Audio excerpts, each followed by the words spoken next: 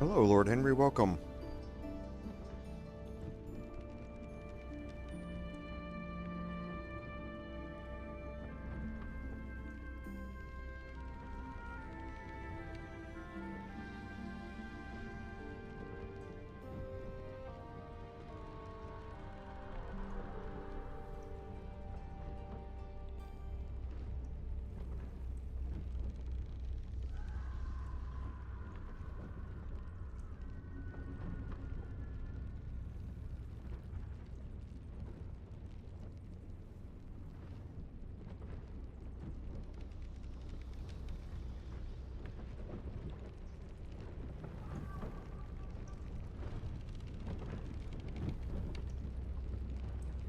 Hey, David.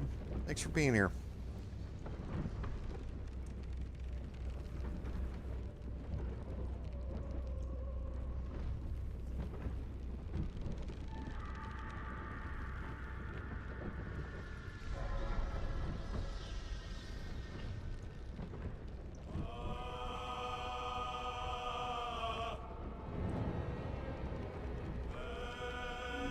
I haven't looked yet. I don't think. I'm trying to remember kind of my off-stream playthroughs versus this one.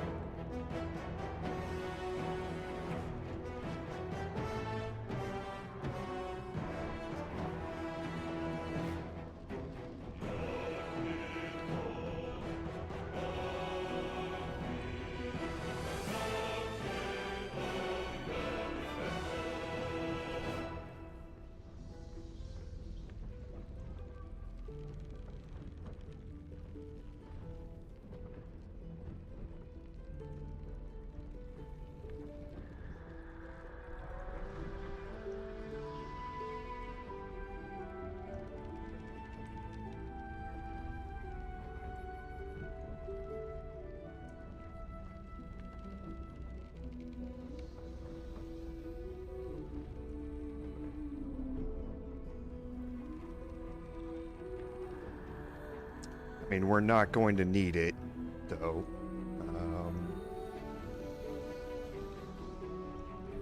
The one that you're talking about, I'm assuming, is the one that you can use to open the passage up from the basement, in case you don't get the guiding light ring.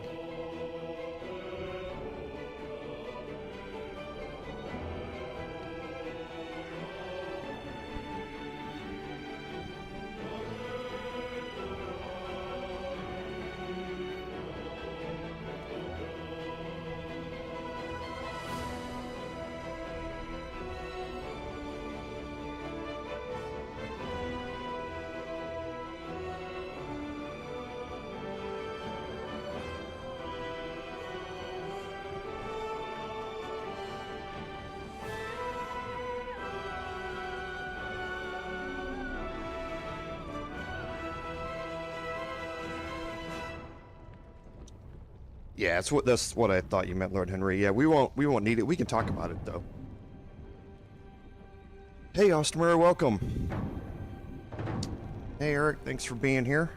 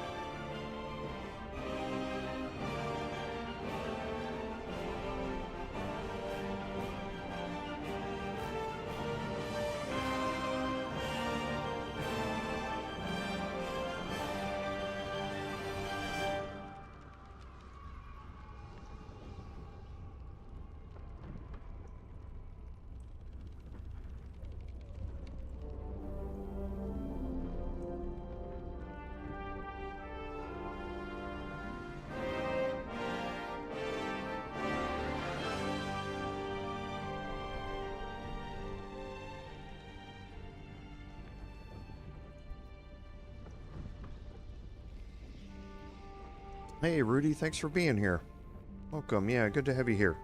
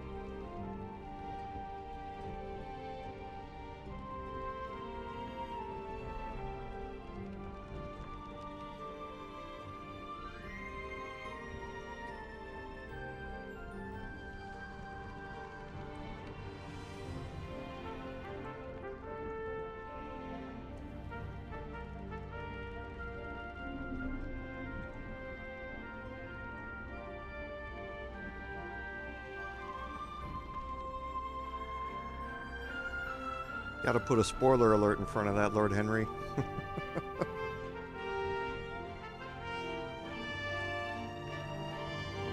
Welcome, everyone, to today's live stream, episode number 14 of our Baldur's Gate 3 Honor Mode gameplay series. I'm Commander Joval, and I want to thank you for coming along on our journey today.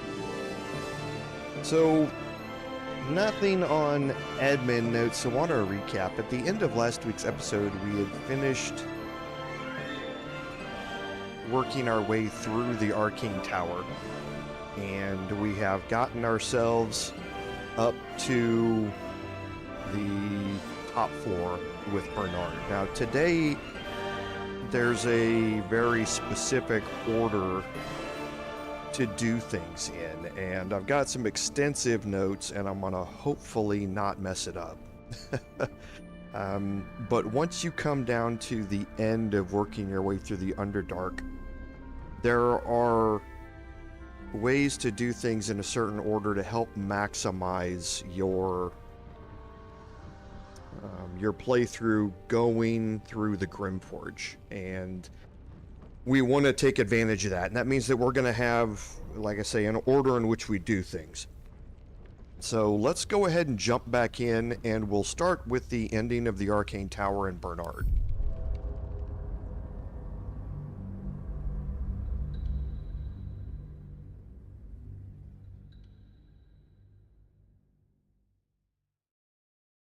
Hey, Philip. No worries. Thanks for being here anyway. I certainly appreciate it.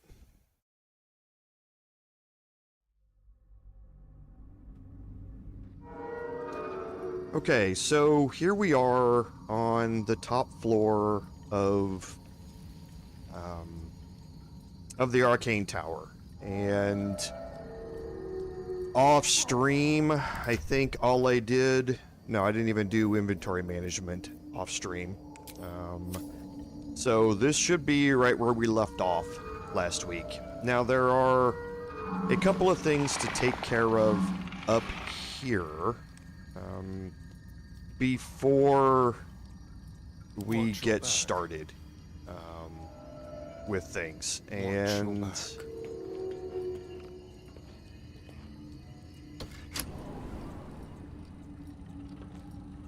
going to do a little searching here just to pick up the items that I can.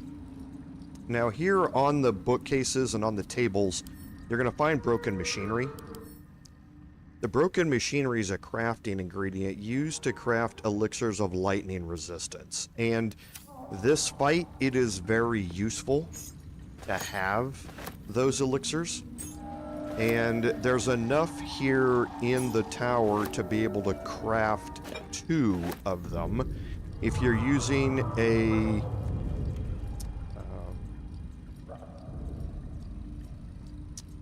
why have I forgotten the class of wizard that is able to double the amount of stuff you can craft, then you're able to get 4 of them. If you don't have them, like I say, they're very, very useful to have. This is the last book, quote unquote, that you need to get the last thing from Bernard. And then before I go here, I'm going to cast Guidance.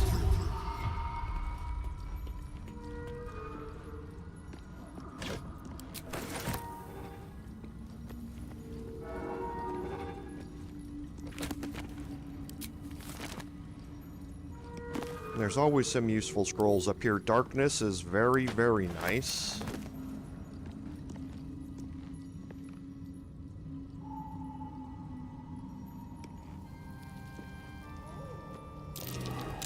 Okay, and there's the perception check. So this lever here is used to unlock the passage from the ground floor, or from the floor with the power generator on it, into the basement. So this is a way to get access to the basement without having to get the guiding light ring from Bernard. So we'll go ahead and open it. What was that? We won't notice that for now, but you will see what that does a little bit later on. Now we're going to head back here, and they've made a few adjustments to this since the start of the release, and that they moved the Stool of Hill Giant Strength back here to the back. So you can still move it out here. This could do some damage. Waste not. Okay, and here's the Club of Hill Giant Strength. Now, what this does is gives you a strength of 19. That's not as much as an elixir of Hill Giant Strength. As you can see, my strength is currently 21. But this is a way to get a +4 to your strength without having to drink an elixir early on. So if you're in a tight spot with carrying capacity and things like that, the Club of Hill Giant Strength is very, very useful. It's also useful as an offhand weapon for your strength-based main hand attacks. So something that can be very useful, don't overlook it. And then we're just going to go through and, again, pick up the random things that are here. And there's some rope up there. Okay, and then last we're going to bring Karlach and Gale up here as well. Ready and willing. Okay, so now preparing for this encounter. Well, actually, first let's go I've got a long road ahead. talk to Bernard. Command as you see fit, my lord. Ready. Okay, and here's access to all of the things that we've read from the books. Okay, the only one you don't want to do is this one here. We learned from reading it that it probably leads to violence, and it will. We don't want to do that. So we want to go through all the rest of these. And this first one... Moving to a deeper secret show. Reveal the truth. Do what you wish to see. is going to give us the guiding light ring. And this is our key to access the basement if we did not find the lever.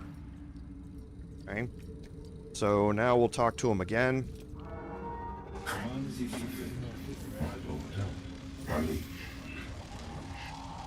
And the empty sheets here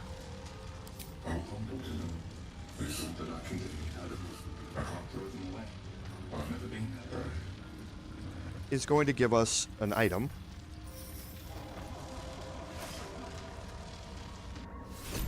Okay, and it's a potion of greater healing. And then the last one.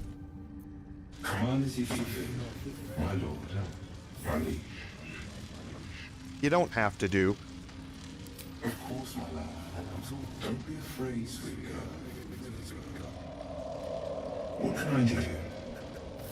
Say, would you like a hug? Hug. Come here. For just a moment. Lad. His arms are too tight and too low for a comfortable hug, as if he's meant to be embracing someone slightly shorter. Remember, you are loved little so much. You're doing great. And everyone will be so proud of you. Proud of you, as I already am.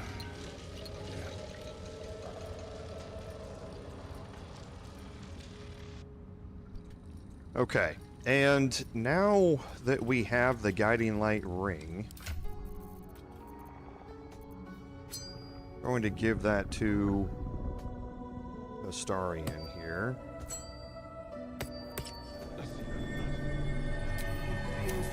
And as soon as he equips it, that unveils a new button that leads him to, or that leads to the basement.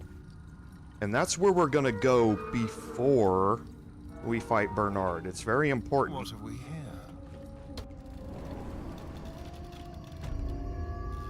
Okay, so now down here, we're just going to do all of our searching. Here we have some more Timask spores for crafting. The bench always tends to weird out. There's always some decent scrolls that are in these bookcases.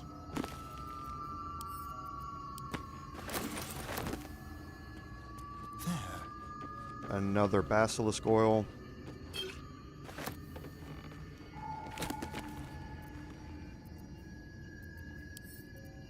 Chromatic orb. That's good. We're gonna need that for later.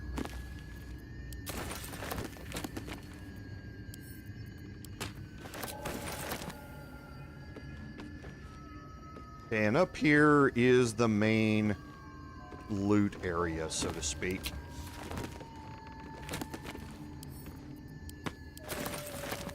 There's a gilded chest here, and inside the gilded chest, you're going to find the Sparks Wall. So the wearer can't be electrocuted, which is very nice, and it grants resistance to lightning damage. Again, like I said a second ago, resistance to lightning damage is going to be very, very useful during this fight. So whoever you are going to go into melee range with during this fight, you want them to have this equipped. And since I know that is going to be Astarion that I'm going to be doing it with, he's going to get that. Now, again, our Sparkle Hands, which we would normally use here, gets us lightning charges.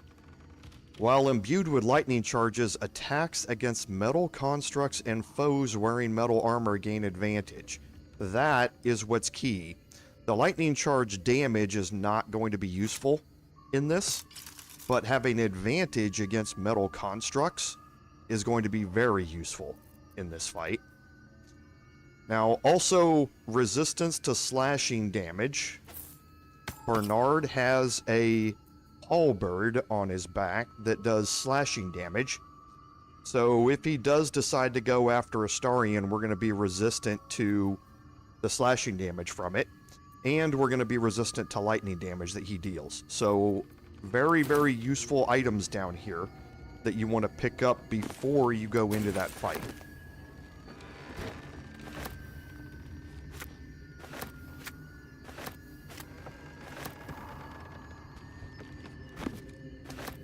And now just to illustrate, we go through the metal door here.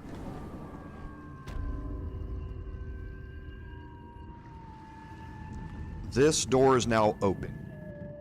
Normally, you have to use this lever to open it, and that means that you've come in here from this side. But if you didn't get guiding light to get access to the basement through the elevator, you can use the lever to open it. You can take the elevator down here to this floor and make your way back into the basement this way. Okay, so it's another way to get down here, but that's what that lever does. Now I'm going to head all the way back up.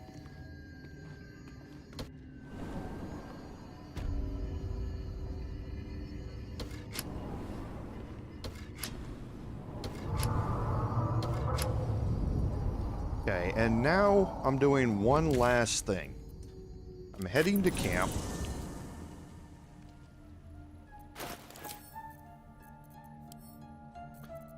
And we have picked up 5 sussur blooms. You should have 5. There were 2 down at the entrance of the arcane tower around the back, and there were 3, and you used one of those to power up the arcane tower. There were 4 over by the sussur tree. Okay, so you should have a total of 5 of them. I'm going to bring those with me. I'm going to leave camp. The reason that I'm bringing them with me is let's look at some resistances here. So Bernard is resistant to all magical and non-magical attacks of any of the various damage types. If you're not familiar, the blue means that he's resistant to magical damage. The white is he's resistant to non-magical damage. So some characters may have only the white, and that means that your damage with regular weapons is not, or with magical weapons is not cut in half. So it's an important distinction to know. He's also resistant to fire, lightning, psychic, and poison damage. He is not resistant to necrotic damage, which seems a little strange to me. But kinda, like I say, kinda interesting. And then he does have the alert feat, so he's going to go really, really high in the attack order. Okay, so he can't be surprised, so don't try and generate a surprise round against him. He's got magical plate, so all incoming damage is reduced by 1. And a couple of things here that make him really dangerous. The first is multi-attack. After he reaches about 2/3 of his hit points, he's going to use a static discharge aura. It's an aura that's going to go out around him for probably 6 meters, I would guess. And all constructs near him gain an additional 3 to 8 lightning damage for all of their weapon attacks. So they all have, well, we have a mixture of melee and ranged here, but all of their weapon attacks are going to gain an additional 3 to 8 lightning damage, which hurts a lot. All enemies to Bernard, which is all of our characters, take 2d8 lightning damage each turn. And they take an additional 2d8 lightning damage whenever they attack Bernard. So Bernard's going to be dealing a lot of lightning damage while that aura is up. And also, when that aura's up, he can multi-attack. And that, again, really, really hurts. You can see his multi-attack does 16 to 44 damage. That's enough to possibly one-shot anybody in your party. So, unless you have resistances. So, it's a very damaging thing to have when he is in his lightning static aura. Okay. Now, because this is honor mode, Bernard also has a legendary action, leaping static. So once per round, Bernard can spend a legendary action to immediately launch leaping static at a foe after being attacked. Now, leaping static is chain lightning, is what it is. It will basically lash out with a 3d8 lightning bolt, and from that target, 3 more bolts will lash out at up to 3 additional targets that are within 6 meters of that target. So remember, Bernard's also going to have a lightning discharge aura around him with about a 6-meter radius. So the key here is not to bunch your party members up, and don't get them next to Bernard, especially while that the discharge aura is active. Okay, so he also has a really high armor class here for us, so trying to do something to remove that armor class is also going to be very useful. So let's go ahead and use Astarion here.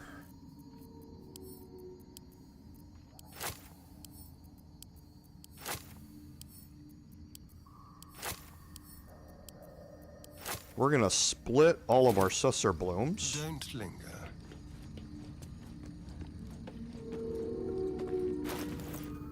And this one is a little bit hard to place.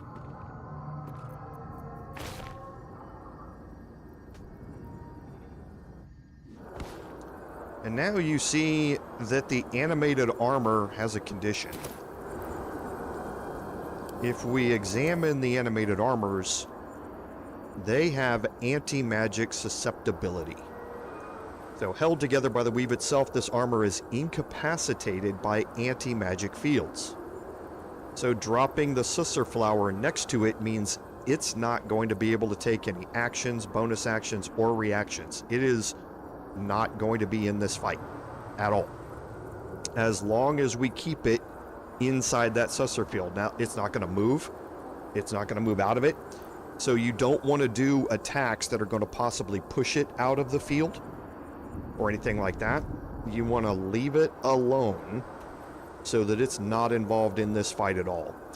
It has they all have extra attack, and they're all these are wielding heavy crossbows, so they really, really hurt when they hit. So knocking them out of the fight early and then being able to deal with them whenever you want is extraordinarily useful here. Now you can see that the same thing is going to happen here. I can drop one flower behind Bernard and get both of the animated armors. I can move it a little bit over to the right to better center it on them. Bernard is not affected by it.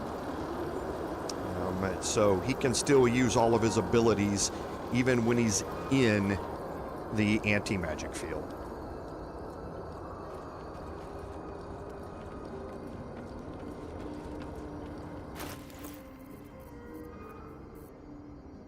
So we're going to go around and we're going to drop one of these flowers next to all of them.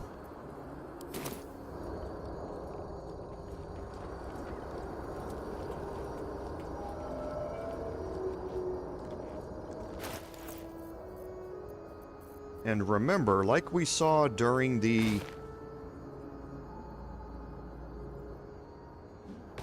fight in the Nautiloid, you can pick up and move items without using an action. So keep that in mind.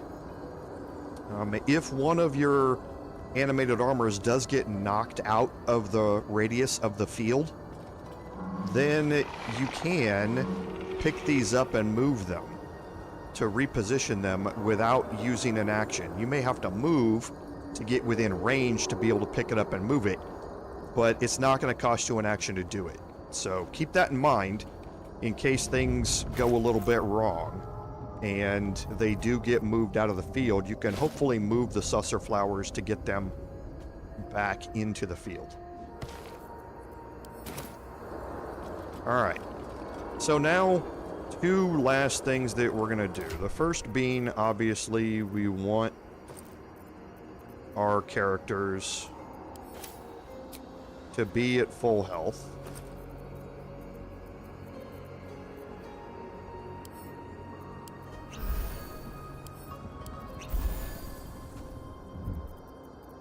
Okay, for Astarion, I want to see...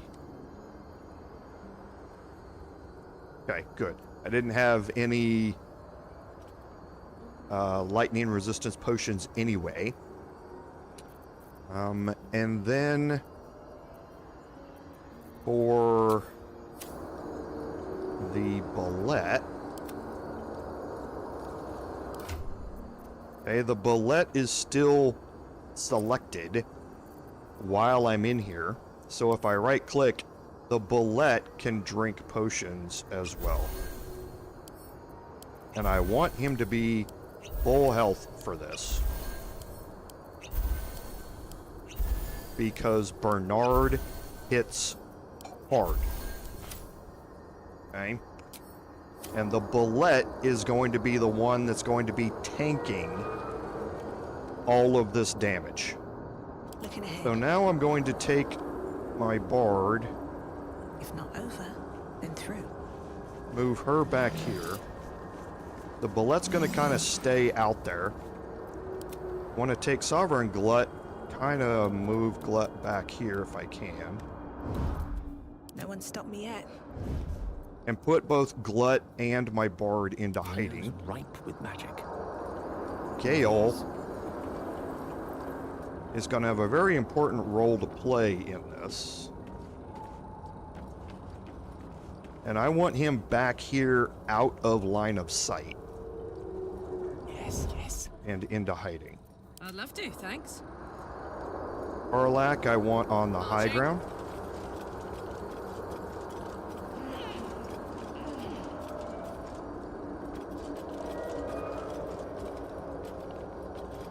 Steady. Keep your distance, darling. And Astarion, there's a couple of different, I guess, methodologies here to how I'm going to deal with this.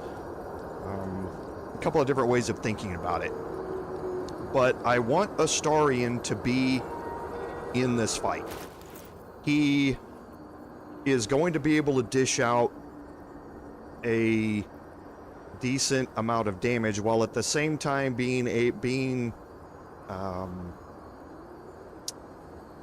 resistant to lightning damage and getting advantage on his attacks, which against a 19 armor class is very, very useful in this fight. So I want to have Astarion in it, but I want to bring Astarion in on my own terms. And one of the only ways to do that is to put him up here into hiding. Kind of want to get him down here a little bit. Because you can see his movement range. I'm still gonna... It's gonna be a toss-up whether or not I can get to him. But I do have 2 bonus actions. So one of them's gonna be for dash. To be able to get down here. To get him into this fight. Because the Bulette is going to start this fight off. And the Bulette, like I say, is going to be the main tank here for the damage from Bernard. So Bernard is not resistant to acid damage either. Okay? But with such a high armor class, Bernard is going to be hard to hit. But I want to try and get an acid attack on him first. And jumping with Deadly Leap to start off the attack does not work with Bernard. When he lands, nothing, even if he gets knocked over, nothing happens. He just gets up. So you either need to start with a bite attack, which has a 55% chance of hitting, or you need to start with an acid attack to do it. And one thing I don't want to do with an acid attack is get the Susser Bloom with this. Yes. Okay. So here's how I'm going to start off. Regardless of whether this hits or misses, Bernard is going to come into combat. The only target is my Bulette So he's going to start attacking the Bulette. So let's go ahead and start this off. Let me make sure I've got everything. Let me take one last look through our inventories. Yes. And make sure...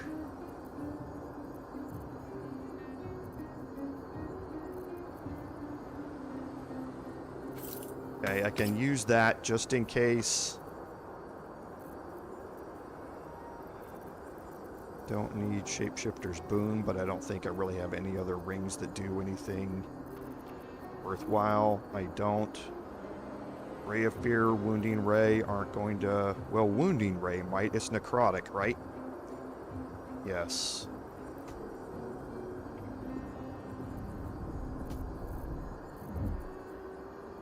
That might actually...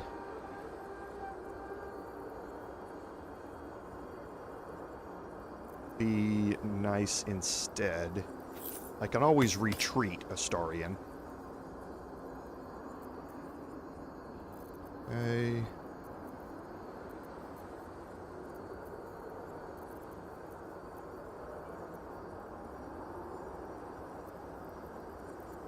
Okay. So yes, I think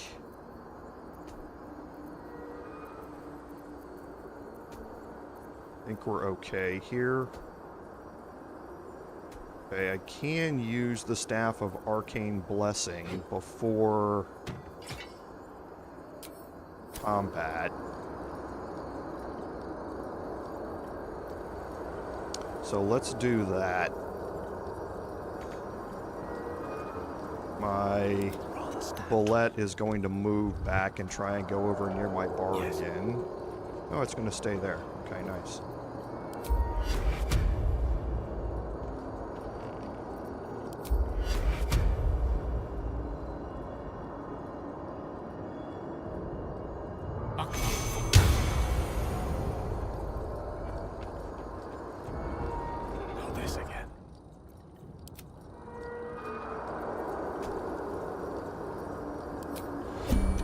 Turn-based mode here, and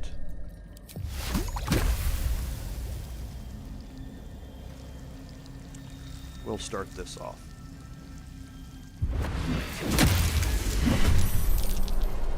Okay.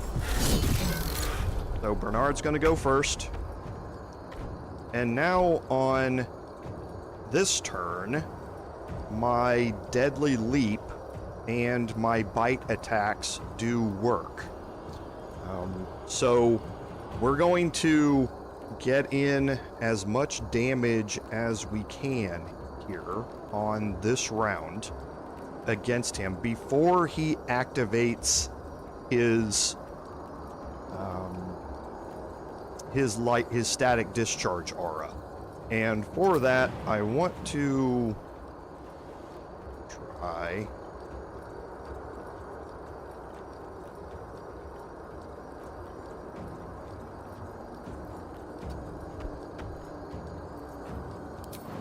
and get Bernard back in the acid.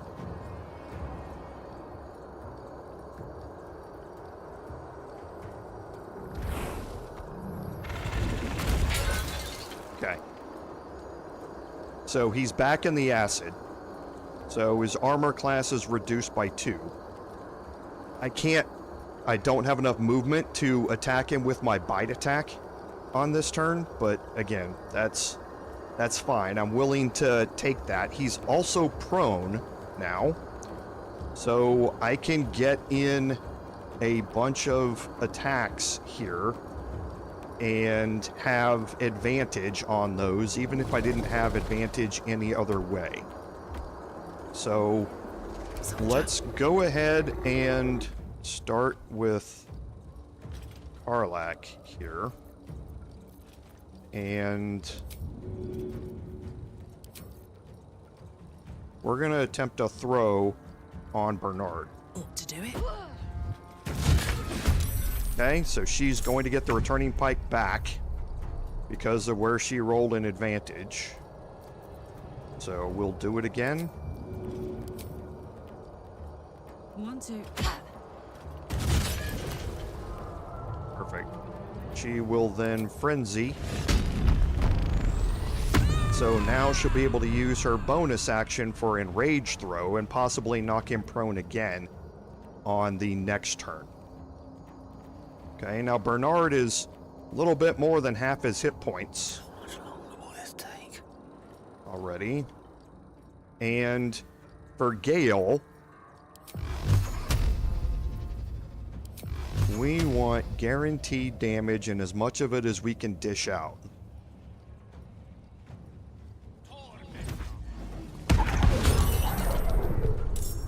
Okay.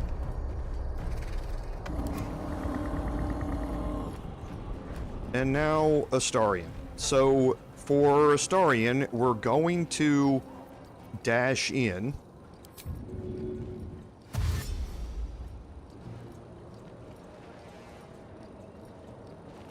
That's going to bring us into combat. Time to move. Okay, we're going to get off an attack to give us lightning charges. And now we're going to move back out of the way.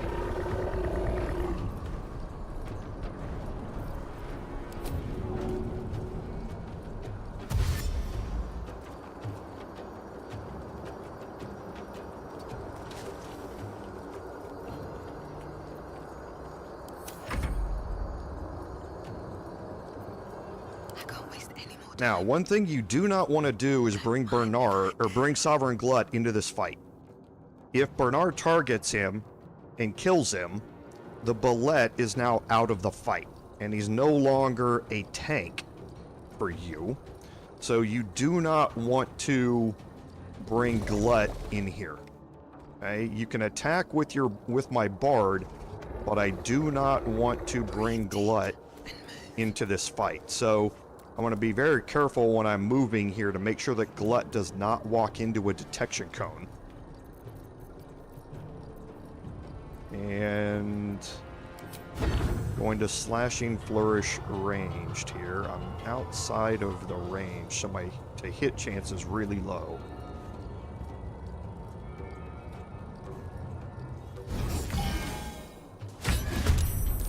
Okay, did get a little damage, and now that I'm in combat, I can move Sovereign Glut independently of my Bard.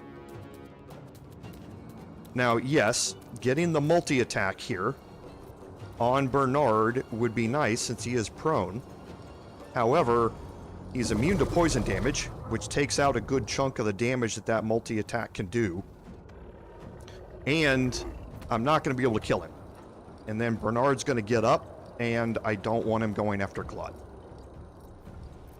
Blood comes easy these days. Okay, so I'm going to just move up as much as I can to get him to be the primary target for Bernard. Now, Bernard is going to use his lightning discharge aura on this turn. Witching hour. Now for Gale, do I have enough for Quicken? I do.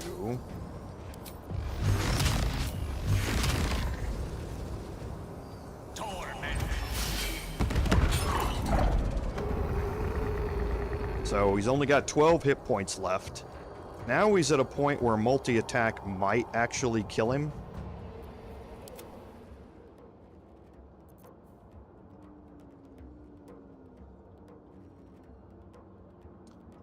I don't know as if I'd be able to get there, though. Yeah, because Glut doesn't have a really high strength. And his movements is horrible, so I'm not going to chance it. I might be able to move him up to here, jump far enough, but that's a long distance to cover to get within range.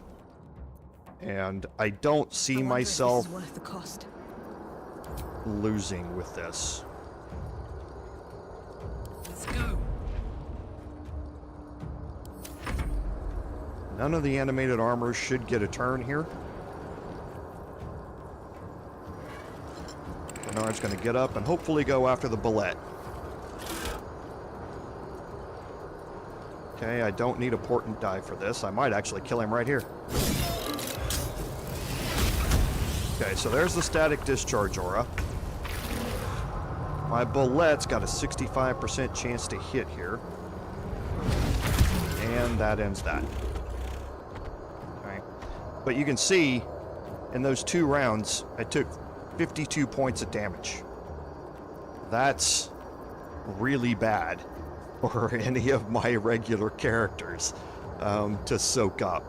So keep that in mind. Having the Bulette with you is, and the Susser Flowers are an easy button for this fight in most respects.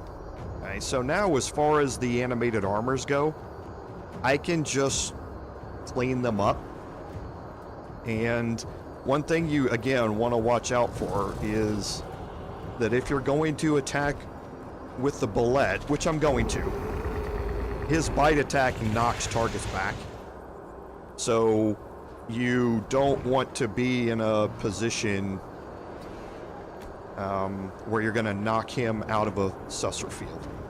But for the rest of the time, let's just go to work on the animated armors. And it's going to take a bit.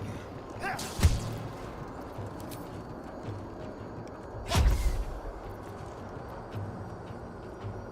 the dice roll in my favor.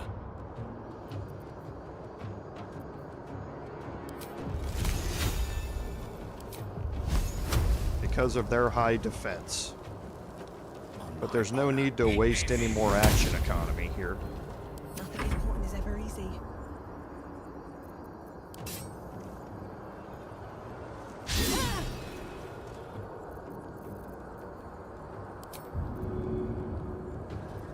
Ready for another round? Nope.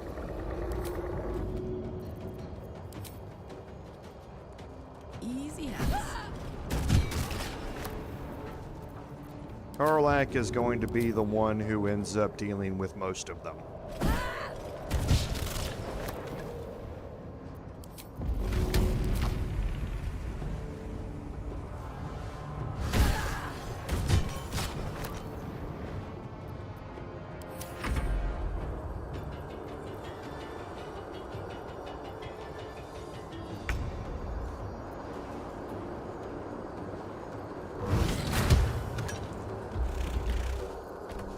Let's turn someone inside out.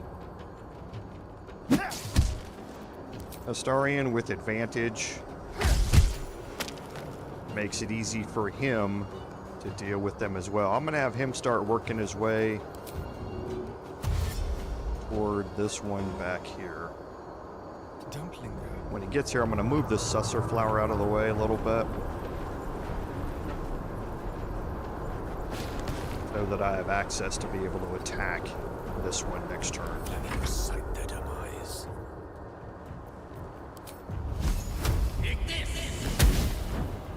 Come on. Can't stay idle. All right, Karlach. It's go time.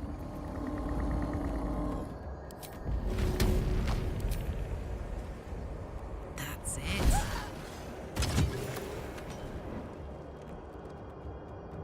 Find a route.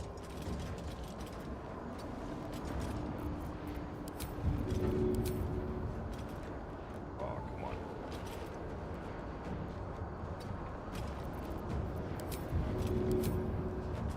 Oh, what is that glitchy mess? What is that? Glitchy.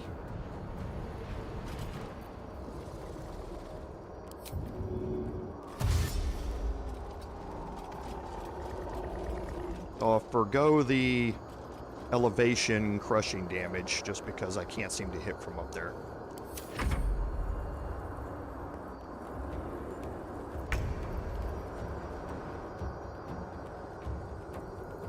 The Bulette is probably done for this. The dance macabre.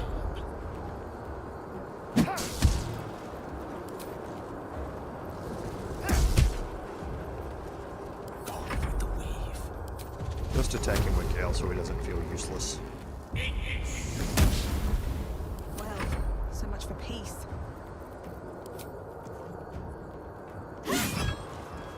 My turn. Heading out.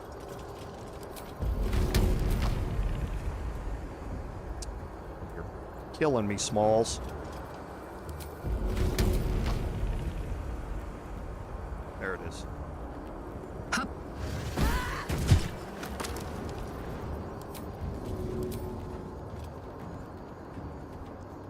Now watch, because it knocked him back, path will be interrupted for this entire turn.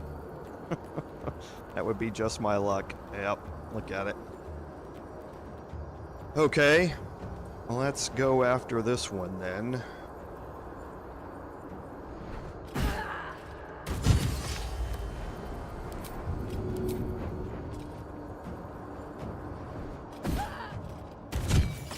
Tavern Brawler is so nice.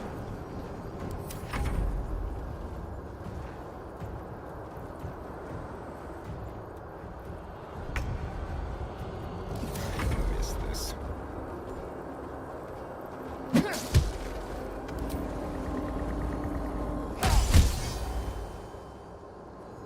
And we'll bring Astarion down here to help with this, if needed.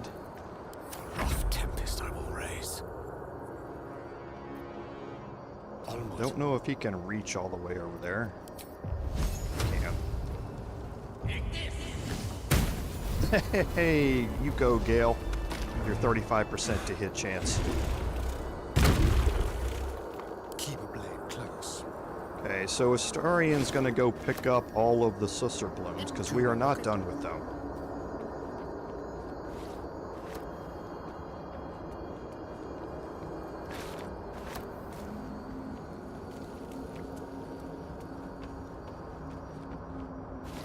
Let's move.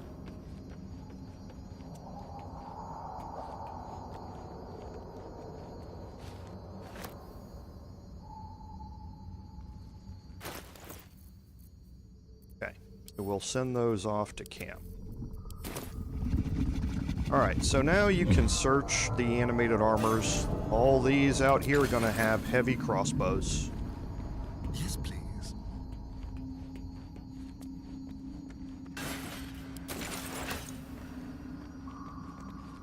The two behind him, behind where Bernard was, are going to be the melee versions. So they're going to have rapiers. And Bernard. So Bernard has an antique key and he's got the Light of Creation. So the Light of Creation we've seen before in our other playthroughs. It does 1d6 lightning damage, which is rare to find a 1d6 damage writer on a weapon. Most of the time it's 1d4. So with this, it would be a really good two-handed weapon upgrade, except for the fact that it has a chance to stun the wielder unless that wielder is a construct. Now there is a pair of gloves in Act 2 which will basically turn you into a construct and allow you to use Light of Creation without that downside. So at that point, it becomes one of the best two-handed weapons that you're going to find in the game up to that point. So if you're going for your two-handed damage-dealing builds, the Light of Creation in Act 2, after you have those gloves, can be very useful. Now, those gloves are only usable once per short rest, so you're going to have 3 fights basically of using it before you have to long rest and regenerate it. But so you can't just use it anytime you want. You have to use it in conjunction with those gloves. Okay. There's another piece of broken machinery here we'll pick up, and this is, like I say, the 6th one to be able to help you craft more lightning resistance elixirs. Okay, and that finishes off the Arcane Tower. Now, we are not going to heal up our Bulette we want our Bulette to have Shouldn't have wished to live in more interesting lower lives. hit points now. And that's going to become evident for what we're going to do next. And that is, now you can see that we've cleared out everything in the Underdark with a couple of exceptions. The first is this little area here. That doesn't get unlocked until we turn in the quest to Sovereign, or the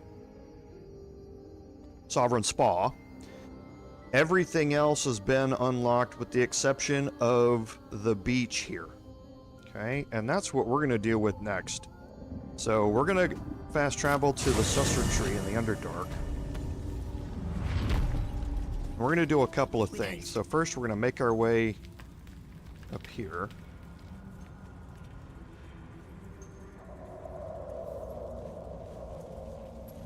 And you might remember that we had the tombstone up here. We now know what that tombstone is for. We read about it in a book. So now when we interact with the tombstone, The rock under your feet juts upwards, forming a perfectly engraved tombstone with a small epitaph. In memory of Myrna, a shining light in this dark world, may you forever gaze upon the lake you loved to play in. now we have a new dialogue option.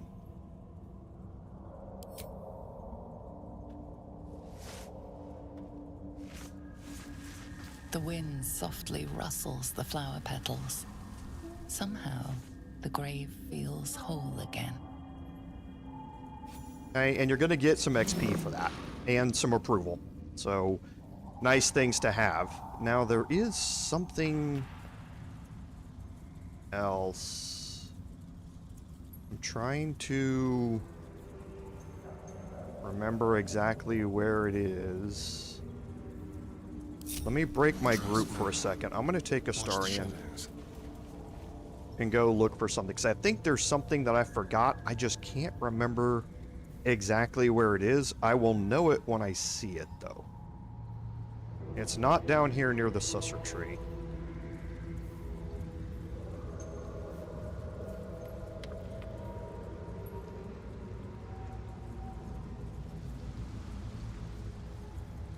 So let me go looking for a second. It won't take me that long.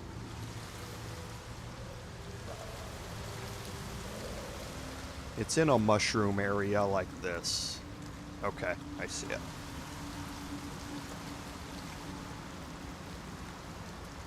So here, you can see there's a chasm creeper up here.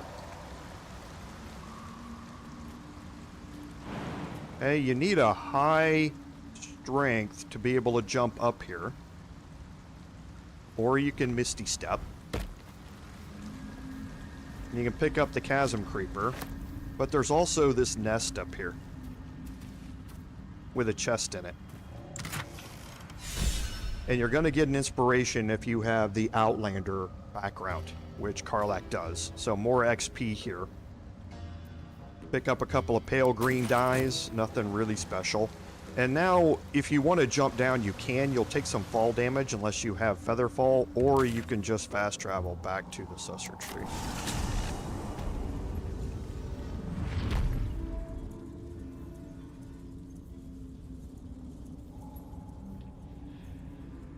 At least things have stayed interesting. And we're going to group everybody up Don't waste a step. here. Wait for a Starian to get here, and then we will move to our Bulette.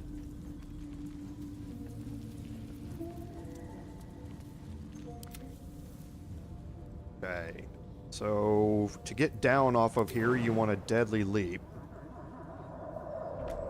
Yeah, it's fairly well hidden, David. I had forgotten about it while I was traversing that area, but wanted to make sure I highlighted it, because not a lot of people realize that it's there. You don't get a whole lot out of it, but there is XP, and I have a goal in mind. I want to be level 6 before I finish the Duergar fights in the Grymforge. And to do that, I need all the XP I can get. Okay, so remember we talked about this previously with the Bulette. The Bulette has range with Deadly Leap, and again with Deadly Leap you do not take fall damage, to get to a lot of different places down here on this lower level. And this is important for us because we can start off this fight using the Bulette to get us into it. Now the Bulette can end this fight all by itself. We don't want it to though, because we are not going to side with Sovereign Glut. And that means that as soon as Sovereign Glut becomes hostile, the Bulette would become hostile as well. So we want to take care of a couple of things with this, and this is why I said I don't want the Bulette to have full hit points, is because we want the Bulette to either die or be very close to death before we finish this fight. And to start this off, there's a couple of things here to realize. I just mentioned XP a second ago.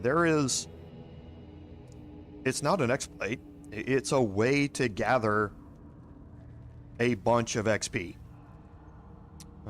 Down here, sitting on this stump right here, or this stone, is Gek Cole. Gek Cole, as one of his abilities, can raise zombies to fight for him. Now those zombies have, I think, 22 hit points. Killing them the first time grants you a decent amount of XP. However, if you leave Gek Cole alive and you leave combat, then you enter into combat with him again, he will use those zombies' dead bodies to raise more zombies, and you can keep killing them over and over and over again. Now, the second time that you kill him, you only get 3 experience points per zombie, so it can take you a long time to level up. But somebody online commented that they spent something like 13 hours killing the zombies, exiting the fight, coming back in, raising more zombies, killing them, and doing it, and got themselves to level 9, I think, or something like that, while they were doing it. So there is a way to get technically unlimited XP out of this. It's just horrifically inefficient and time consuming. So I'm not going to do that. I'm just going to do this fight as normal. And again, I mentioned Gek Cole because raising those zombies can be a problem. And you want to make sure that Gek Cole is not alive to be able to raise those zombies. And that means you want to kill him right off the bat. Now, I can land here, and it's, if you watch this landing zone, you see how it moves by like 1 pixel? If you're way out here, the Deadly Leap does not land close enough to hit him. Okay, you need to be here, and you need to be as close as you can get that thing to be for this to land. Okay, and it's pixel, there are 2 pixels that this is going to work in. So just move your cursor over until you get it as close to that stump as you can, and then go ahead and execute your leap.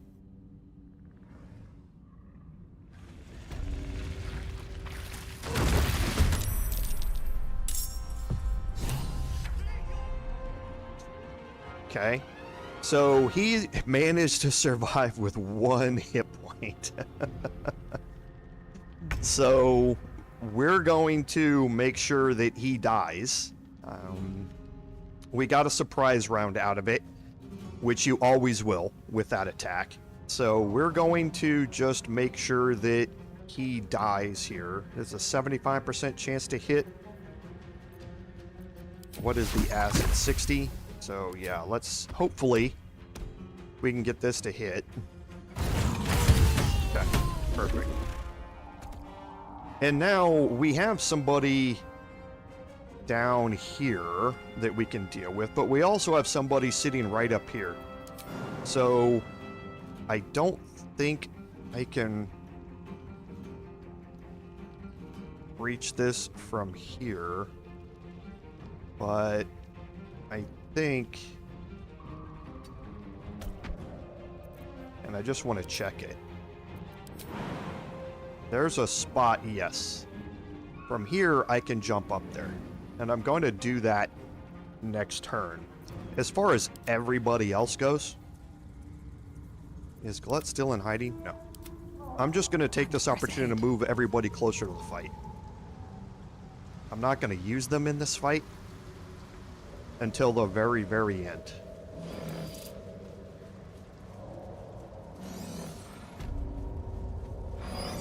Okay, so here, I'm going to put everybody into hiding.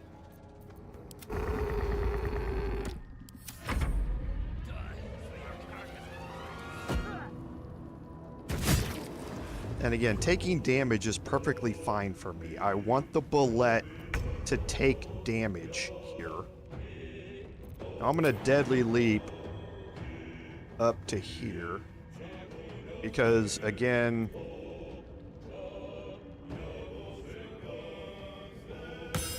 Lurgan is sitting right there.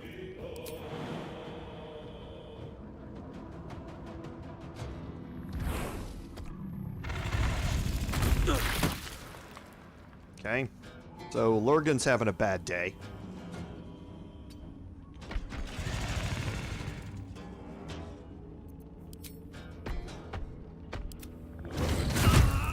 He's having a really bad day. Okay, and now what I'm going to do is actually jump my way down here. I think Novice Garmor is actually going to climb up here, and I may have to deadly leap down onto this area. My eye for you.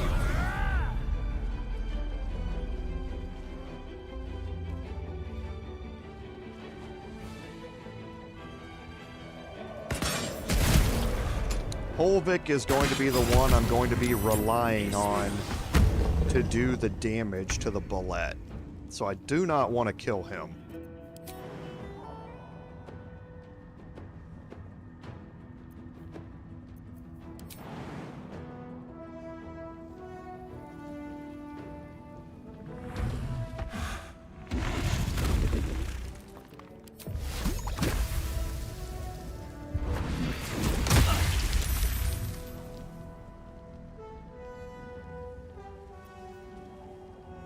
I still have enough to jump.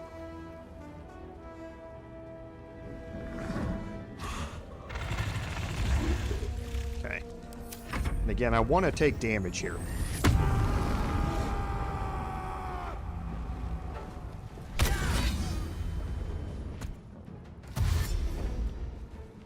But with Hunter's Mark, Holvik is going to be the one who's dealing most of that damage. So I'm going to work on taking out Novice Garmor here.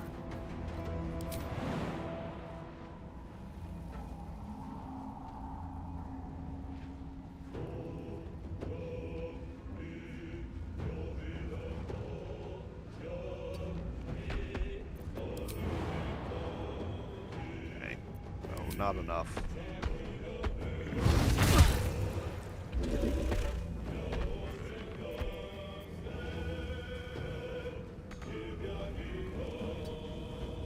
I'll take the attack opportunity.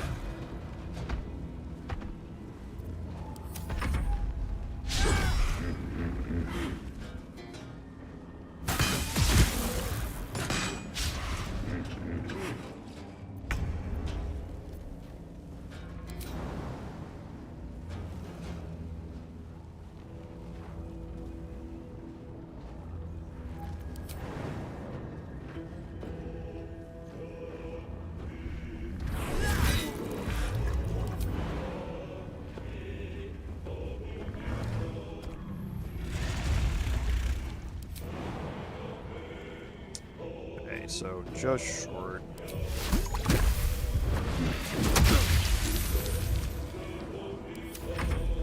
want to get him in a spot where I can deadly leap around him and cause damage that way.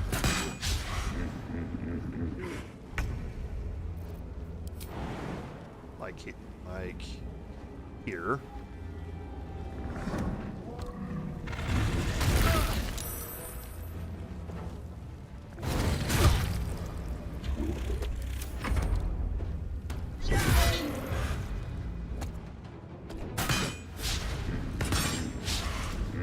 Okay, the bullet's still really hard to hit.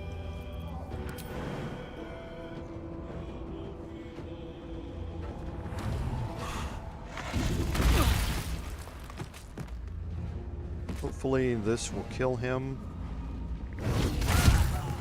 Okay. And now I'm going to jump the bullet down here. It's going to take 31 hit points of damage. Leave me with 24. And it gets the bullet down into what I call a safe area. Okay, so we saved against it.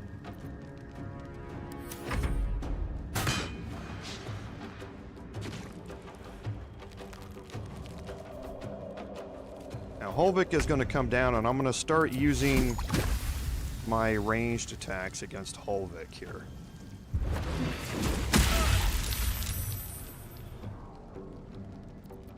And let's see if I can get one deadly leap against him. Okay, I can't from there.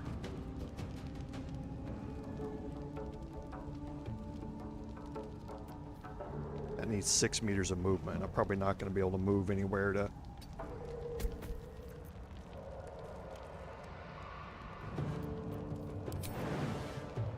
Yet where the path is not interrupted.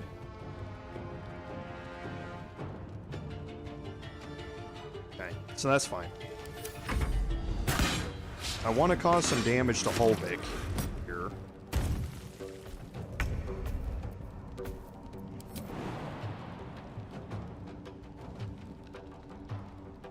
Alright, we'll just do it ranged.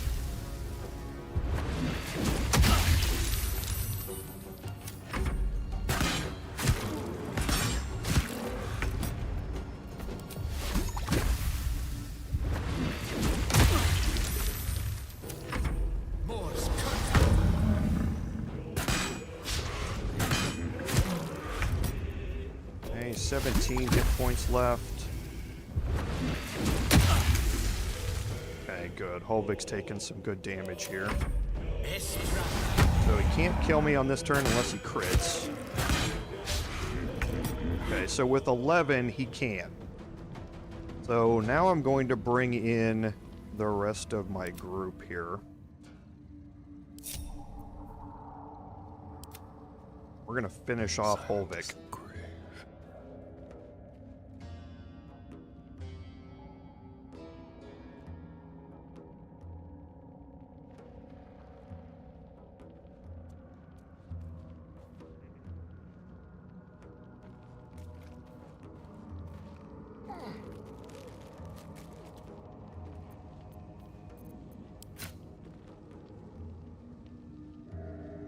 Okay. Alright. So let's see how much damage we can get here. 16 with sneak attack. Done. Okay, now the bullet is going to be trapped down there. On my way. It doesn't have the pathing to jump itself out of there. You actually can jump the bullet out of here manually. You can jump up to here. If you move back here, you can jump up to here. From here, up to here, from here, up to here. Once you're up here, up to this spot, and you can make your way out. So you can also bring your bard in this case, or whoever he's a follower of, down there to that location and get near them and fast travel out, and they will fast travel with the bullet will fast travel with you. We just don't want the bullet to be able to attack us. That's what we're trying to avoid here.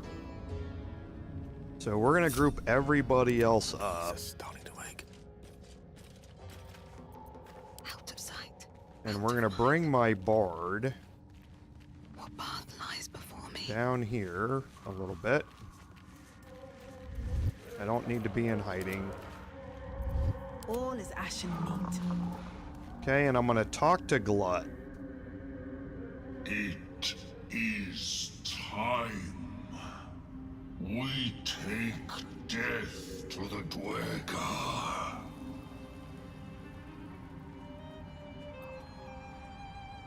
I must see it for myself. Lead me to the rot.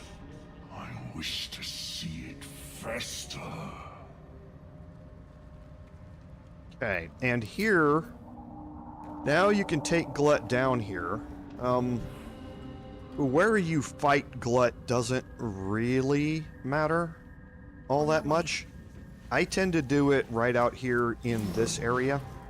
It's open, and I still have high ground with line of sight to Glut down here, or Karlach to throw things. But I want Glut to be facing me and away from this area here when I do this.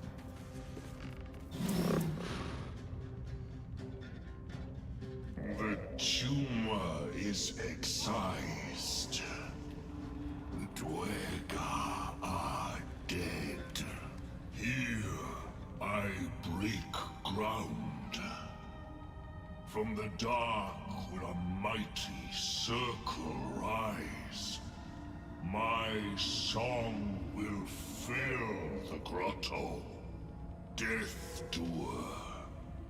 The grotto may sustain but one sovereign. In the age of Glut, there may be no spore.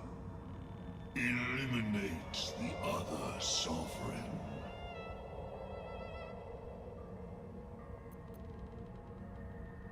A fate it has earned.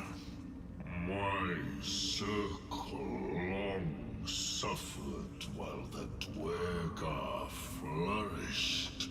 I sang to Spore for help, yet it cowered in the grotto and let my people be slaughtered. Choose, Smooth Mind. Help me grow a mighty circle and reap the reward. Or protect the precious poltroon, as it waits for the circle of Glut to devour it whole. Okay, so now you have a choice between destroying the Myconid colony and siding with Glut, or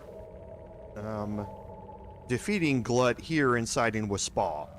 Now, the only difference between these is that if you side with Glut now, you get the Winter's Clutches glove as a reward.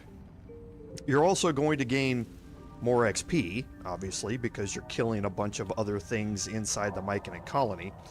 But you're going to gain the Winter's Clutches as a reward. You're also going to lose access to several vendors and a couple of storylines in Act 3. So, kind of like destroying the Grove, probably not a good thing to do when the only benefit is the XP and Winter's Clutches. Now, Winter's Clutches you can also get very quickly, not too far in the future from here, because Lady Esther sells them at the Roseborn Monastery. So you don't necessarily need to get them just a tiny bit earlier as far as the game goes. It's not really much worthwhile to side with Glut.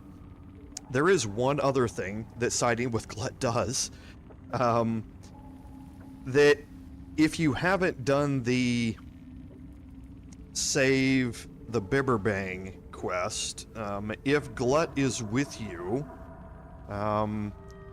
he will then, or Glut at that point can go into the Bibberbang area and not set off the Bibberbangs. He's just immune to them as a myconid. He doesn't set off any of those things. I forgot to mention that earlier, is that you can walk through and move things around with Glut without setting off the bearer bangs. That's the only other benefit that Glut has. So I'm not going to side with him, but just to give you the full information about what happens, I'm just going to say I'm going to have no part of this. It is my right. It is my right. Its delicate harmonies turn to scrapes and scratches. Your corpse will birth my circle. Okay, now we're going to get into a fight with Glut here. And you can see that the Bulette has now turned red. It is a hostile entity. It is not into combat with us yet because it can't see us. But it will join into combat against you if you get within its sight line. Okay, so I would recommend not doing that. Now, Sovereign Glut has a bunch of hit points. Okay. Nothing really special about Glut. Fairly low armor class. He has Frenzied Spores, so he has increased hit points and strength. So he's going to hit harder with his fists because he's got +4 to strength, and that's a +4 to hit also. He is vulnerable to fire damage, though. So that's something to take advantage of when you're dealing with this encounter. So some good news. we're going to bring Karlach down here. And the thing with this position is this overhead. You need to kind of get Karlach into a position where she can throw around it.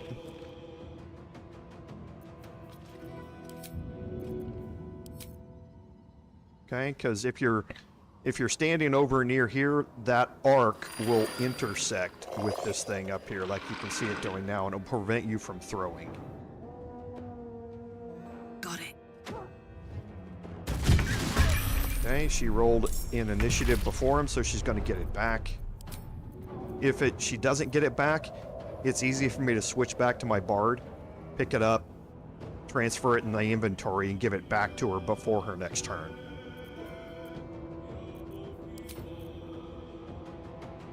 Got it.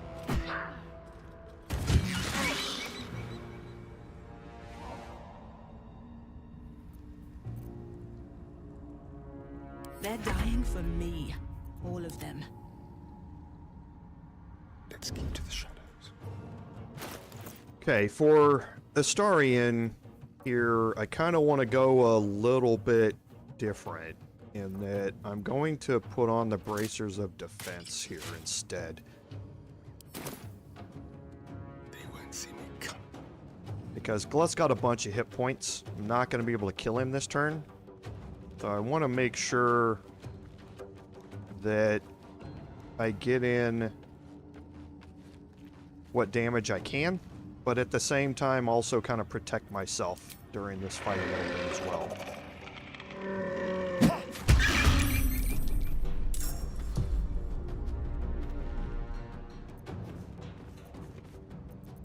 And what is his classification? A plant. This probably isn't going to work. Well, it's going to work, but yeah, okay, I can't target plants. Okay. Time to push my luck again. Now, Gale Forthwith. can stand up here and use Scorching Ray.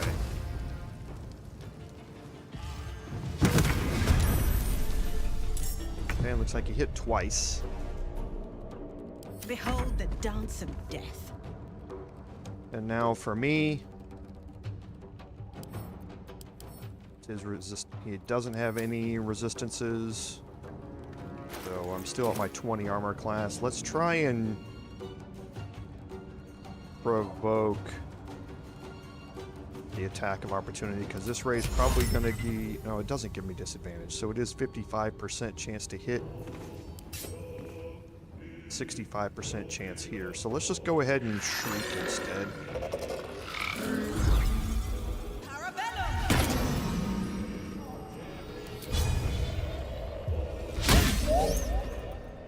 And I want to move around to this side of Glut, so I'm not in danger of being pushed off the cliff.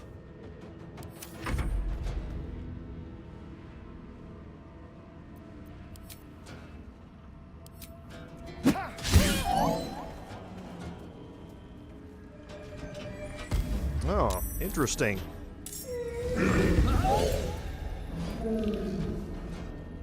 I have not actually seen him do that before. Oh, he rolled a... Oh, he rolled a crit.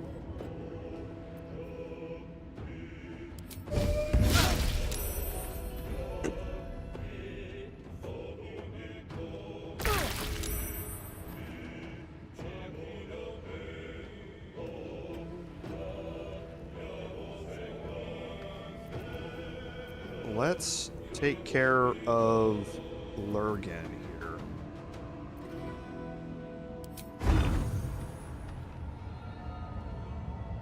That doesn't knock him as far as I wished. Okay, so we'll do a slashing flourish instead. How about we move out of Biberbang's wars? Get Shriek back on Glut.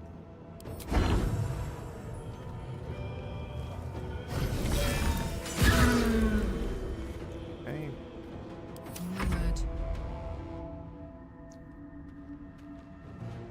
Looks like they've got me in a bad spot here as far as high ground goes. I still have some. I don't think I can hit from over here. And if I move that way, I might not be able to move back. So I'm just going to sacrifice some height.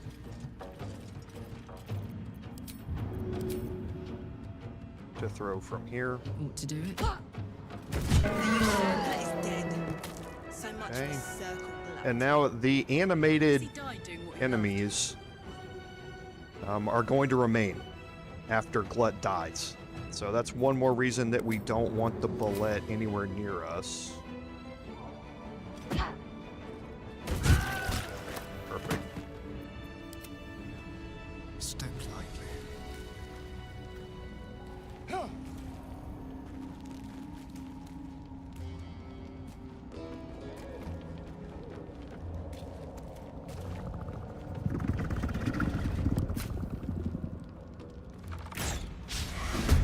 Oh, I missed.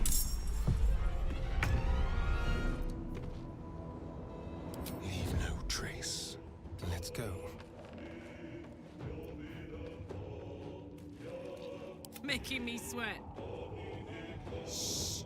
Whisper mode.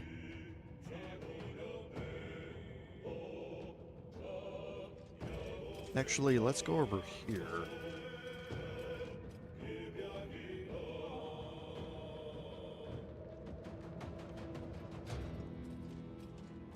We'll move over here. See if I have line of sight here. I think I will. I don't think I'm going to get an interruption from this.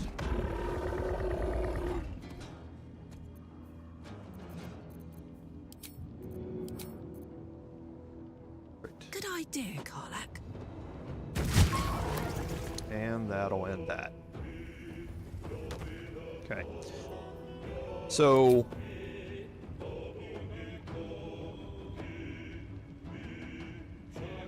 So as you can see, you're not getting XP for killing the Bulette a second time.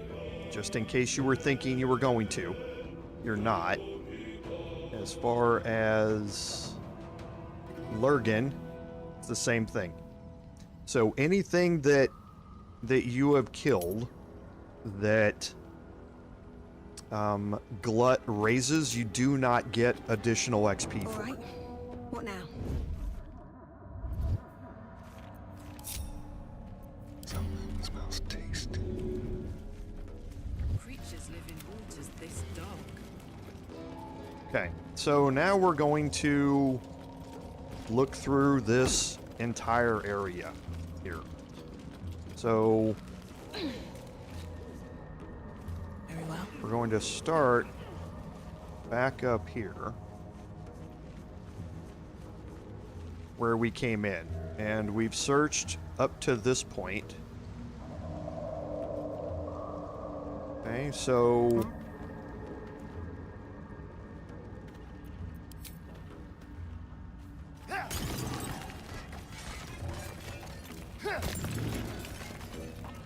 we're gonna go around with a Starian here and do some house cleaning.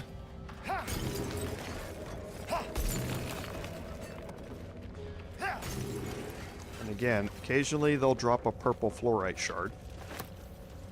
I believe we've already searched these. Yes, this had the short sword of the first blood in it and that sort of stuff.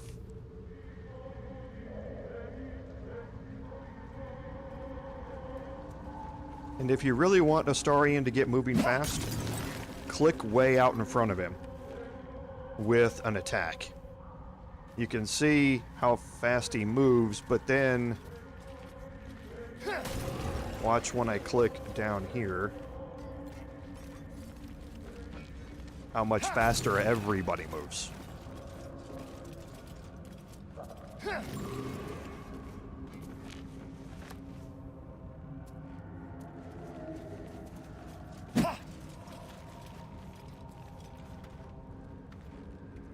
Okay, weird.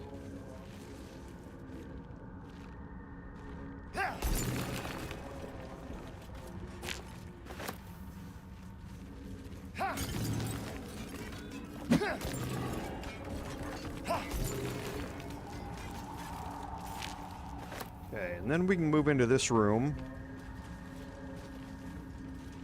And there are a few things to pick up in here and search. Okay, so there's a faded logbook.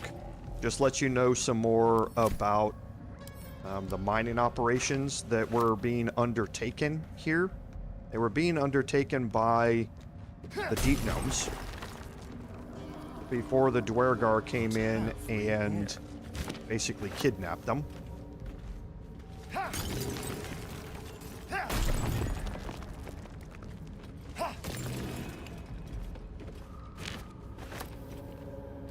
Okay, and then there are...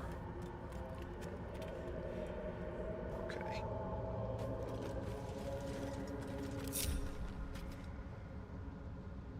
There's a pickaxe here. There's two more up here.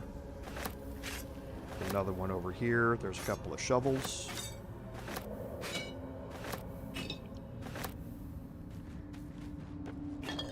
And some burlap sacks with clothing normally.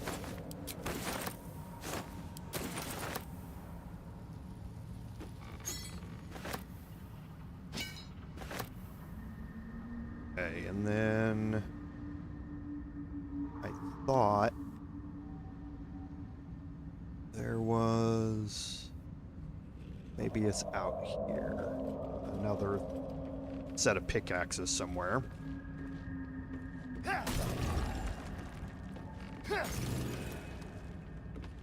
Okay, now this one normally gets destroyed during the combat when the Bulette goes in.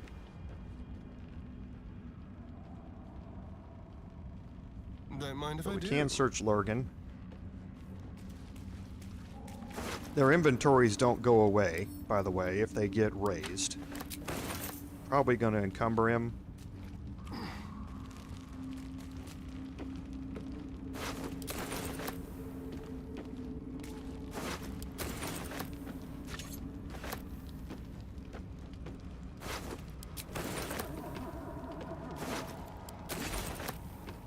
And get coal. Now, get coal is going to have the Exterminator's Axe. The Exterminator's Axe is, again, one of those very rare 1d6 damage writer weapons. However, this deals an additional 1d6 fire damage to plants, insects, or small creatures. So this is something that's useful if you're going to go clear out the Myconid colony. This is an extremely useful axe to have to do that because all of the myconids are plants. So if you're going to go do that, make sure you pick this up before you go in there because you'll be getting 1d6 fire damage against all of them. This is also a very useful axe in Act 2. There are some plants that you're going to encounter in Act 2. Now, it's useful against or in causing damage against them. I wouldn't recommend standing that close to do it. But you certainly can do it. One thing I have not tested is if I throw this as an improvised weapon with Karlach, if it deals the additional 1d6 fire damage. That I have not tested, so I'm going to do that in this playthrough.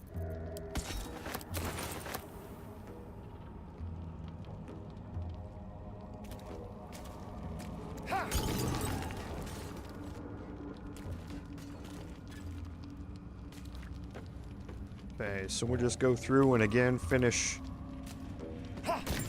clearing up some of this stuff, and there's a couple of things that we're going to want to... Oh, it spawned back there behind it. Okay.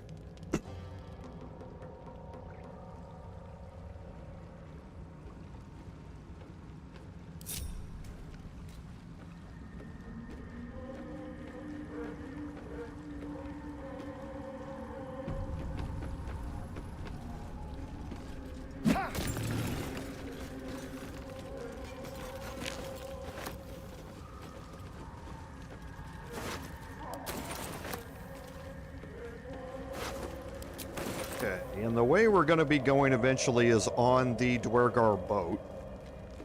But we have a few things that we need to finish up here in the Underdark before we do that. So probably next week. We might get to it this week. We got an hour and a half left. We'll have to wait and see here. But I think it's probably going to be next week.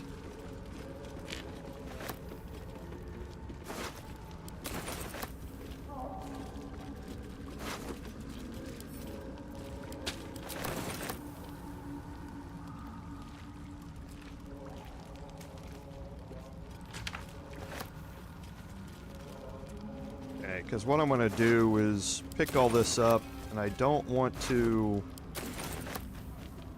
send it to camp. I want to be able to sell it all off.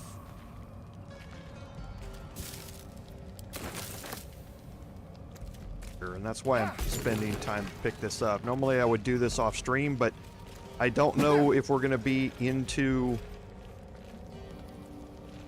the Grymforge today or not, so that wouldn't give me a chance to sell stuff off stream like I normally would. Now the couple things that we picked up. Okay. And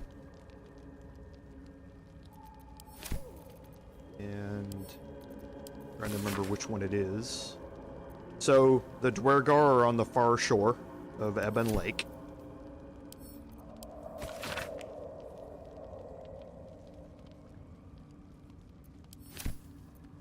Okay, I think it might be that one over there.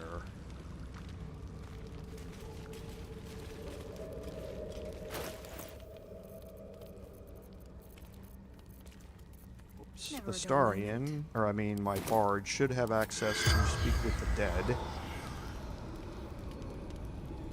I think it's this one we need to talk to.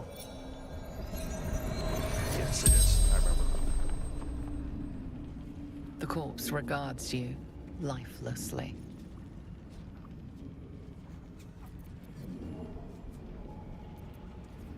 If you asked about their valuables... Me? No, gnomes. We're fiddling with rubble yonder. Okay. You heard that sound in the background. That revealed something. Hunter, warrior, sworn to the absolute. I actually won't need to, Lord Henry. I'm going to obviously pick that buff up, but I'm just going to do it strategically for something else. But I can almost guarantee my way through those without having the spore buff. Hunting, runaway slave. Hunter, Reaver, warrior of the Absolute.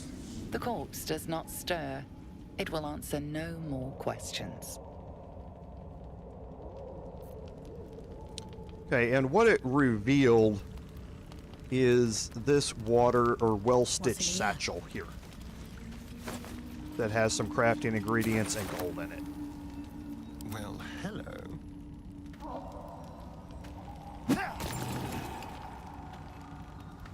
Subtle steps.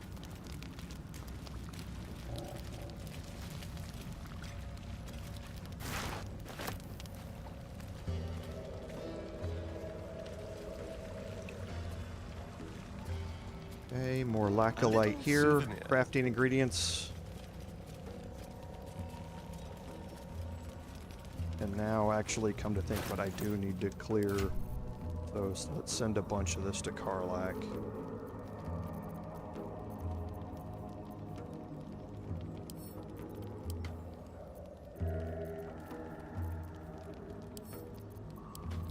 Because we are going to need to take Astarian. Else. Okay, so there's a waypoint down here to get your way back here faster, so make sure you unlock it before you head back up.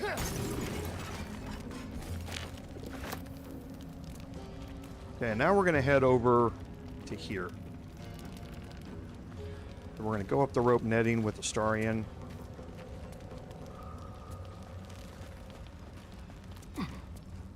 On our way there, we'll do a little searching in this building.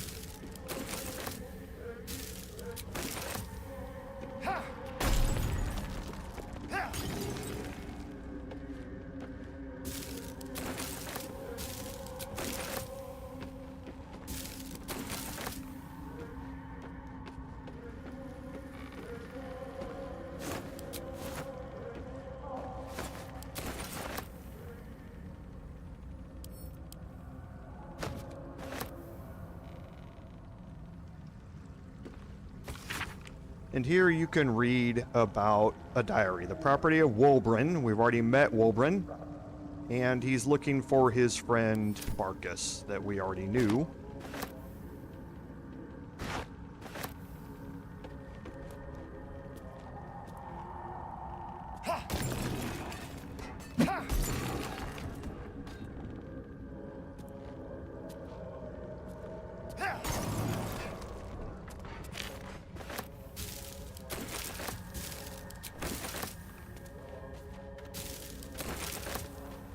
Oops, didn't need to read that. Not an important book. Here are the other shovels. I knew there was other shovels and pickaxes laying around. There should be 2 more over here. And some more burlap sacks.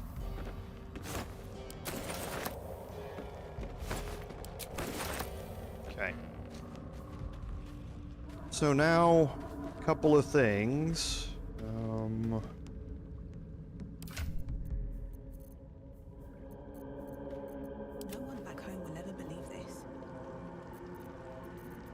Where is... Okay, so he's wearing it, or he's got it in his inventory. So... Careful, I lied. For Astarian, I need to... Where's the... Here...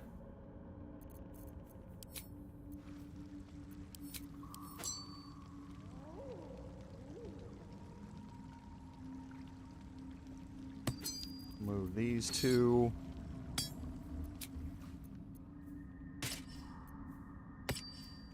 And Astarian is going to shapeshift into a gnome. Mutatis mutandis!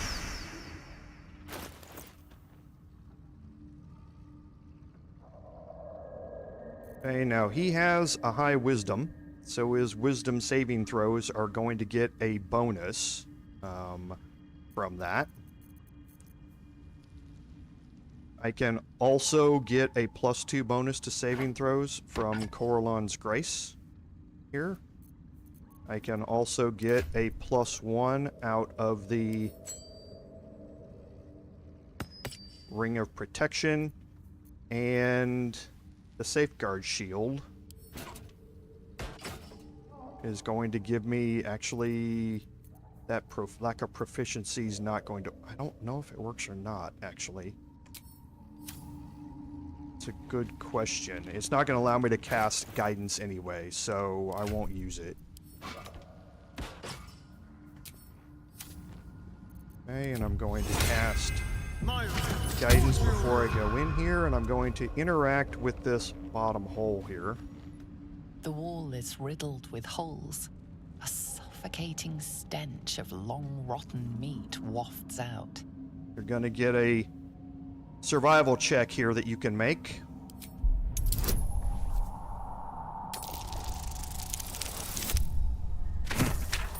Bad roll. You don't need to make it. It just lets you know that these are carrion crawlers. And actually, I'm going to get another inspiration here coming up soon. But I'm not gonna re-roll it. You don't need to. The tunnels were created deliberately, but whether by tools or claws, you cannot say. And because we're short, we have another option here. The passage narrows and bends. You're shoulder deep when your fingers brush against a fleshy tentacle. Horrified, you withdraw your And I hand failed it. instinctively before Jeez. whatever's lurking inside can react.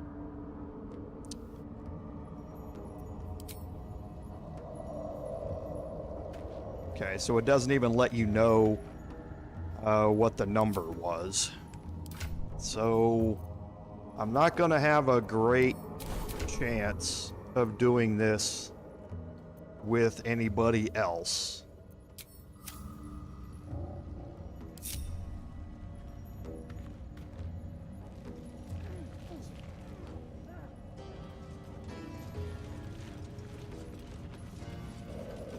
But I will try it. So again, the Ring of Protection. The Safeguard Shield. Actually, the Warboard does the same thing. Coralon's Grace.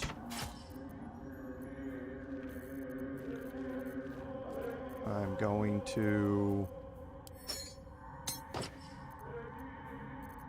Shapeshifter's Boon.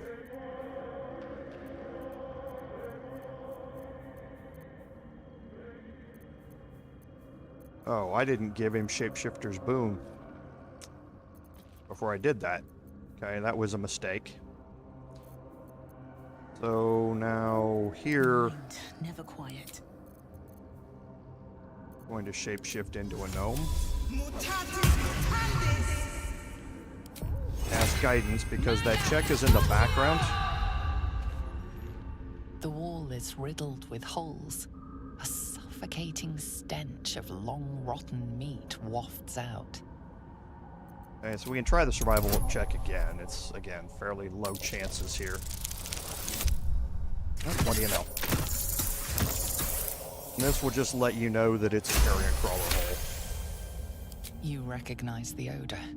The foul scent of carrion crawlers. Centipede-like aberrations that feast on the dead. At one time, these caverns must have been their banquet hall. The creatures are either long gone or waiting patiently in the darkness. And yeah, carrion crawlers are bad news. The passage narrows and bends. You're shoulder deep when your fingers brush against a fleshy tentacle. Horrified, you withdraw your hand instinctively before whatever's lurking inside. Not going to have a can great chance to pass this with anybody else, but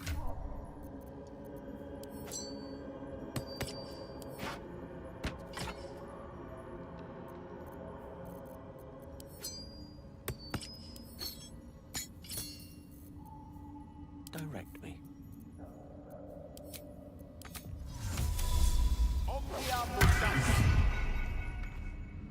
The wall is riddled with holes. The passage narrows and bends. You're shoulder deep when your fingers brush against a fleshy tentacle. You flinch. What The do you know? tentacle is limp and cold. You push it aside and retrieve something loose lying beneath. Okay, you get an inspiration back out of that. And you're also going to get a topaz. So let's go put everything back where they belong after that.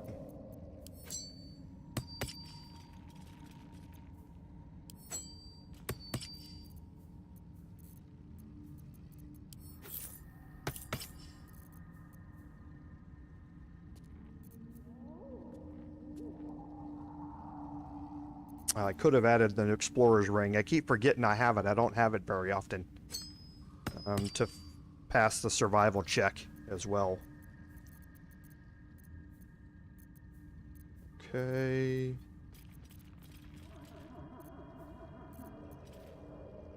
I think that's it. Yeah, for now. The rest of the stuff, it doesn't matter if I've got it on or not. Right now.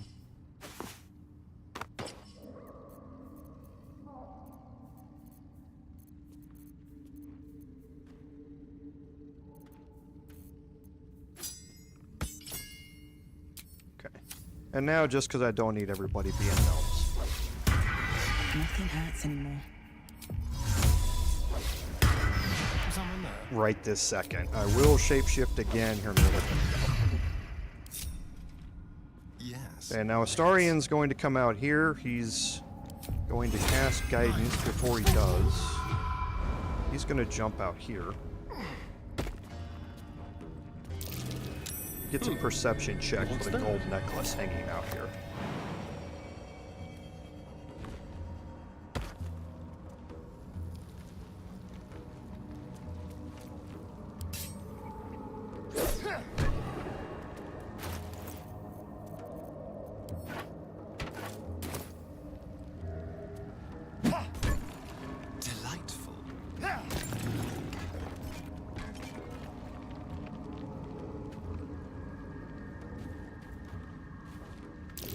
That might be worth a look.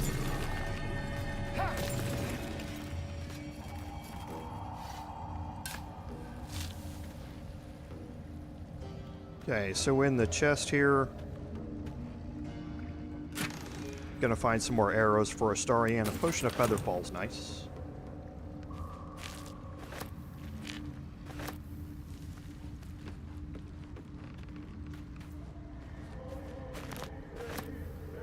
What's this? And I do have a question for you, chat. I'm pretty sure that there used to be... Didn't there used to be a book out here? A hidden book that you could pass a perception check for that was... Or a bottle. So you had a letter in a bottle out here? Didn't that used to be down here? Or am I misremembering? I could swear there was a point, like right here, that you could pick up a letter in a bottle. Or am I thinking about somewhere else? Another shoreline.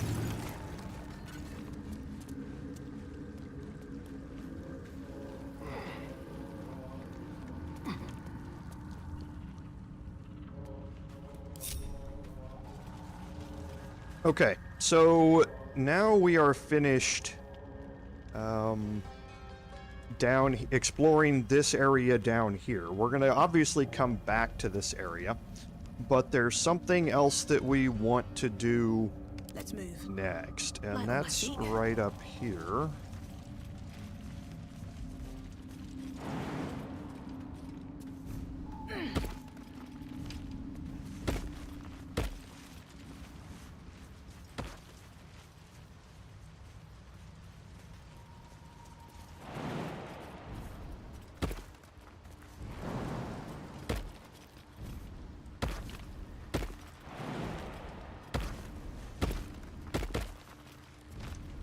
And we should have searched everything over here and picked up everything already. So we're going to head down. Yeah, it might be Lord Henry. I can't remember. It's sticking in my head, but I can't remember exactly where it is. We'll go look. So this leads you into the Festering Cove. Now, the Festering Cove is a very interesting place because we can pick up a permanent buff down here. However, there is a chance things can go horribly wrong as well. So this is most easily done with a bard and a rogue type as two separate characters.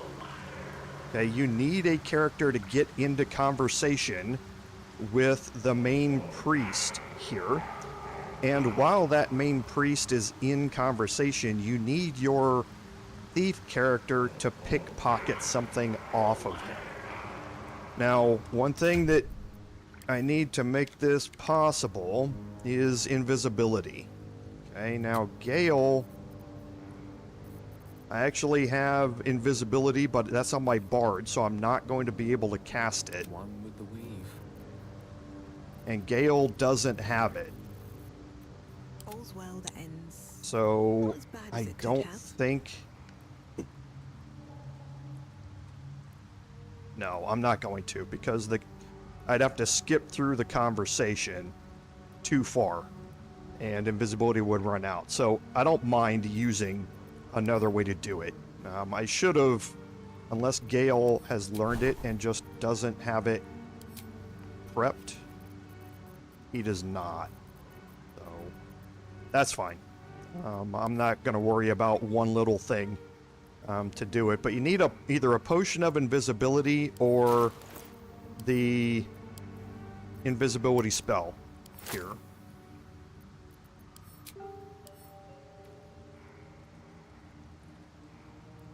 I don't have a scroll, no. This is C invisibility. Okay, your thief character needs to have invisibility when they go through and do this. Now, when you're pickpocketing, the roll that pops up on the screen isn't 100% reflective of what the difficulty is and that sort of stuff. The roll that pops up on the screen is a minimum roll that or is a maximum roll that you're going to need to get the thing to pass without any extra bonuses. Now, we're going to have a bunch of bonuses. Those bonuses are going to apply during the actual check, but you're not going to see it. I think the DC on this is a 21 to pickpocket. So for Astarion, with his bonuses that he's going to have in a minute, I think he can he can fail it on a 2, 3, or 4. Obviously a 1, but a 1, 2, 3, or 4. So I think he has something like a 75% chance for this to work. But there's still a chance that it won't. What now? And if it doesn't, things are going to go pretty bad. Okay, just to let you know right up front. Things are going to go pretty bad, but it's worth it to try and do it. And what is this? The movement speed. Okay, so let's get Astarion shapeshifted so that he gets the Mark of the Shifter buff. Now I'm going to get him set back to his normal gear here.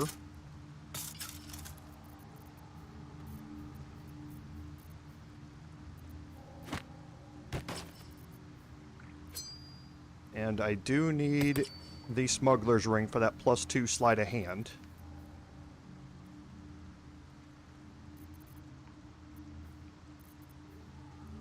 Oh, and Gale needs to get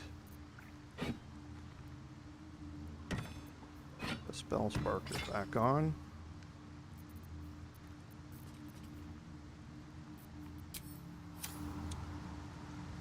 Okay, so we're going to put everybody in hiding here. Before we go, we need to make sure that everybody is at full health, just in case this goes wrong.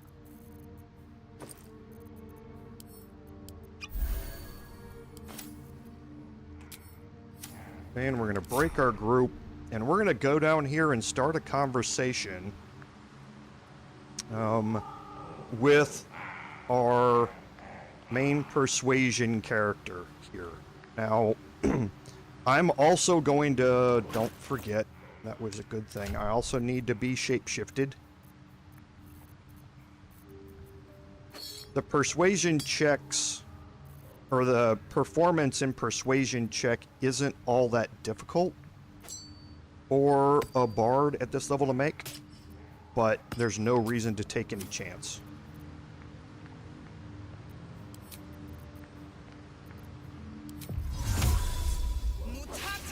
So I'll get the Mark of the Shifter buff.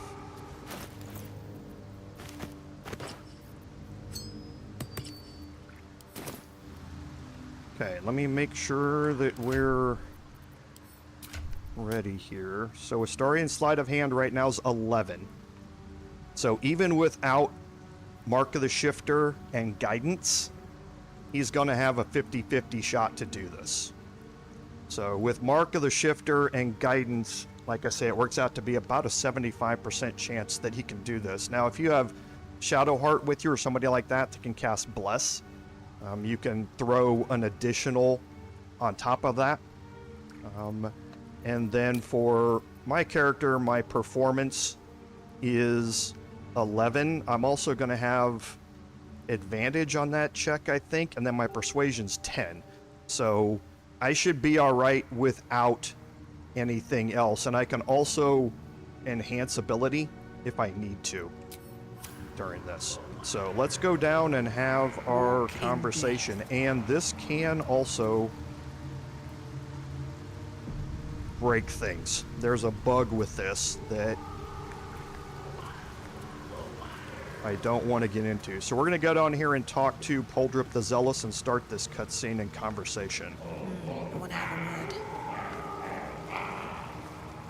Our blood to fill your oceans, O blessed BOOAL.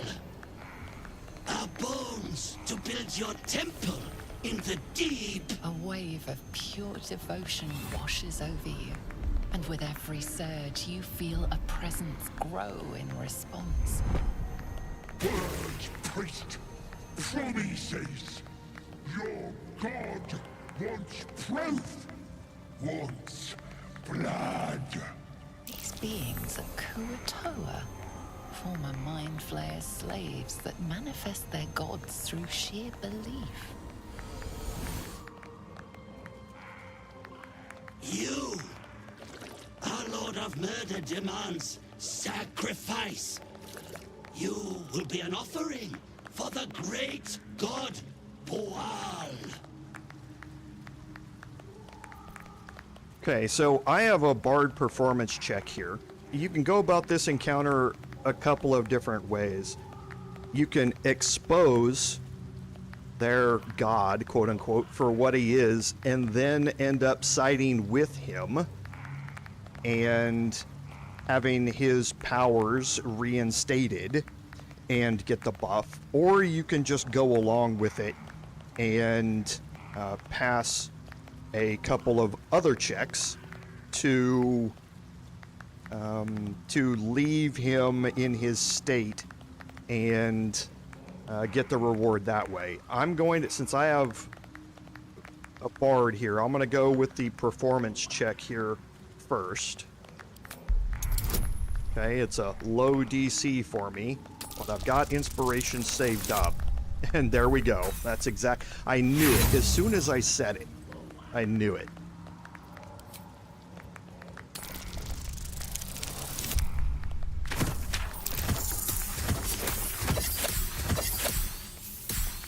I'm gonna have to make a compilation video of the game throwing karma back in me and slapping me in the face with it. Not real?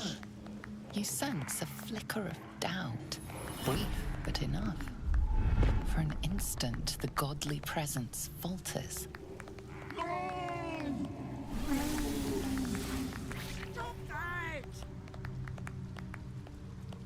Okay, so now I have a persuasion check that I can make.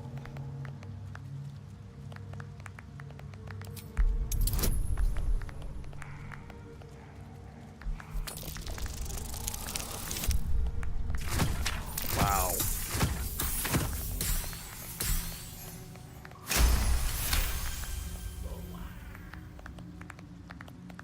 No! Shut it! Shut your rotten mouth! You feel the presence waver. One moment a god of awesome power, the next a common redcap.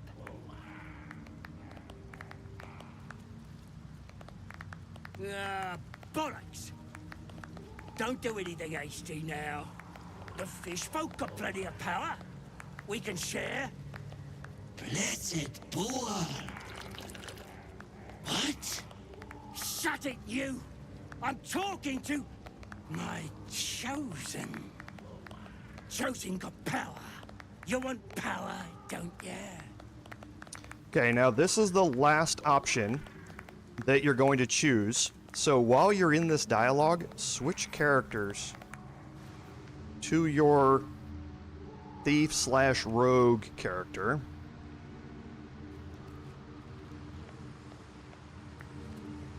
Okay, now there's a set of steps here that I need to make sure I'm getting right, because once I take the potion of invisibility, I'm on a timer. And then, hopefully, once I succeed the pickpocket, I'm going to get a buff at the end of it, and I'm going to have to immediately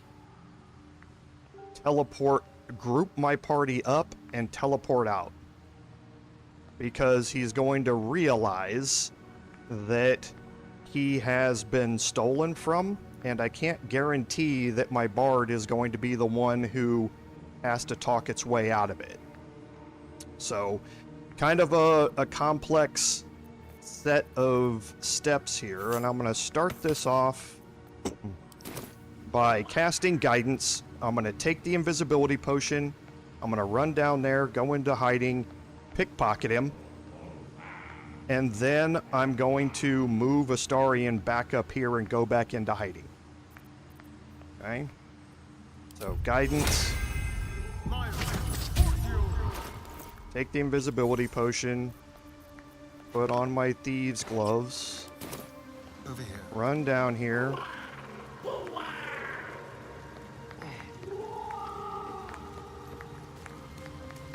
go into hiding, pickpocket Poldrup, and take the Sickle of BOOAL, and now run back out. Doesn't matter if you're seen or not.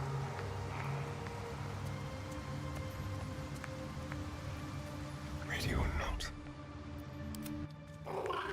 Okay, and now go back into conversation.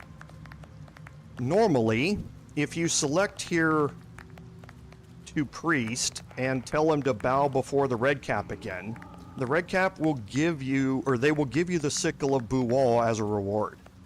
Since they can't do that, the game is going to give you a permanent buff to all of your party members. Now, normally the only way to get this buff is by sacrificing one of your party members to BOOAL. Now, you can sacrifice a hireling if you want, or something like that to do it, but that's normally the only way to get this buff. But because we've removed the Sickle of BOOAL and it doesn't have a way to give us the normal reward, for some reason the game gives us the permanent buff to everybody. You feel a swell of power again as the creatures redouble their prayers.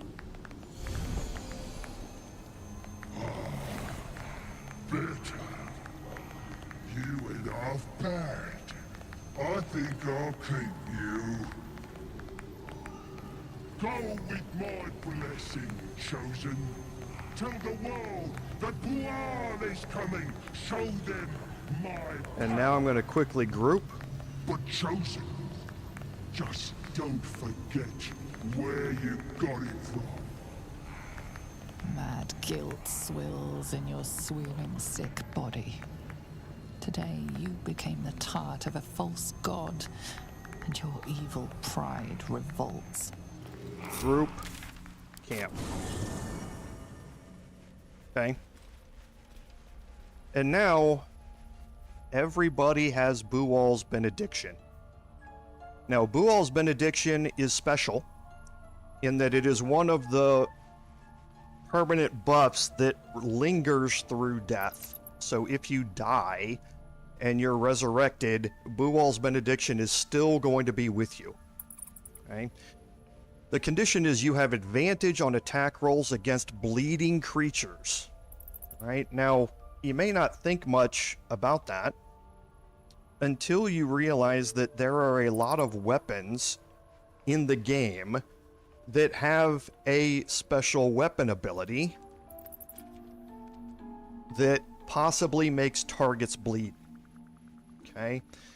The other thing to realize is that the cleric spell for summoning weapons has 3 different weapon categories that also have the lacerate weapon action. The longsword, the halberd, and the great axe all have the lacerate ability on them. So you can combine this permanent buff now with a bonus action from a cleric to bring out a spiritual weapon that can cause lacerate on targets that then everybody in your party has advantage against. It's just one more way to grant advantage on your attacks against targets by inflicting the bleeding condition before you go do it. Okay, so there are a lot of ways to inflict advantage in this game. This is just one that is completely passive, doesn't require any work on your part other than making a normal weapon attack that you might make anyway during the course of your combat rounds. So an easy way to grant advantage to other people in your party. So just keep that all in mind. So I'm going to Is that blood? actually head Blood. everybody Never mind. back to the beach now. I can bring everybody out of hiding because I don't need it now.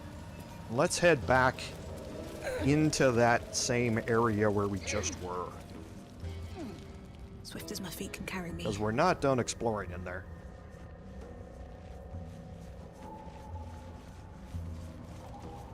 Once you fast travel out of an area, the NPCs lose their anger toward you, or they don't search for you anymore.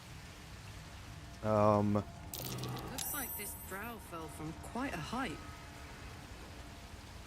Oh, did I just pass that for the first time? I guess I did. I searched him, right? Yeah, I did. Okay, so we're going to head back in here, and now we won't have to worry about being asked or being tracked down by a thief, so to speak.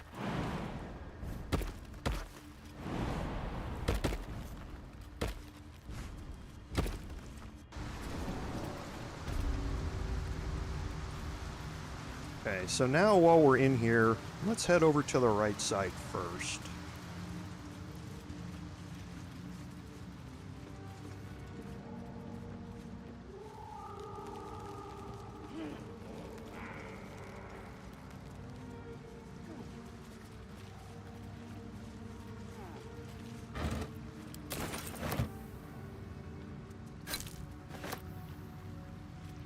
And we'll find some items down here that we can pick up. Also another laccolite for crafting materials. Holding. That might be worth a There's look. the dirt mound.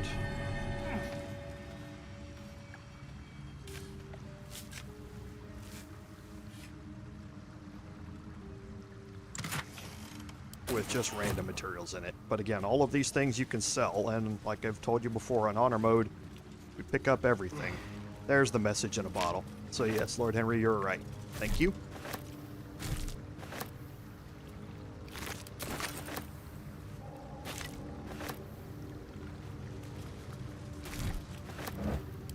I knew it was a dark area at the end of a dock. What's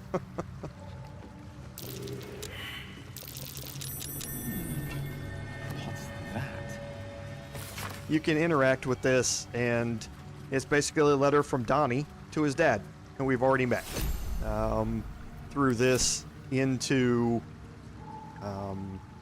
the water. It's just an interesting kind of tie-in to the tieflings that we saw previously. And then over here, it's a bunch of gold and stuff laying on the ground.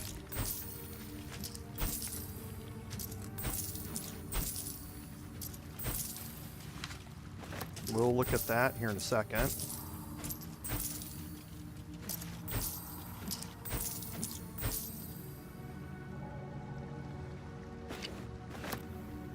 And over here is a heavy chest.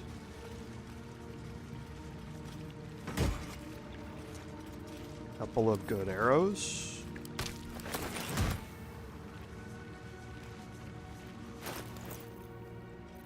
And we picked up the Ecstasy of Murder. So this again lets you know a little bit more about BOOAL and the things that as a Dark Urge you might be seeing in your dreams and that sort of stuff. It gives you more hints about where things are going with the Dark Urge background.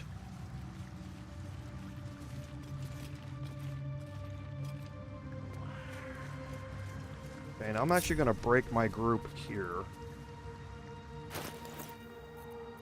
And we're going to take Karlak instead. What next?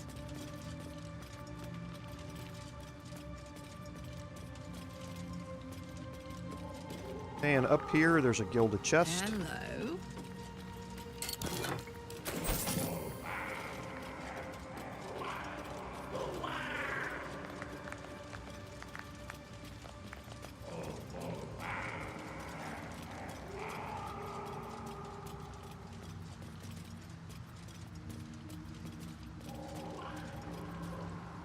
Okay, and here we have another one of these deal with the torch stalks while trying to pick things up type of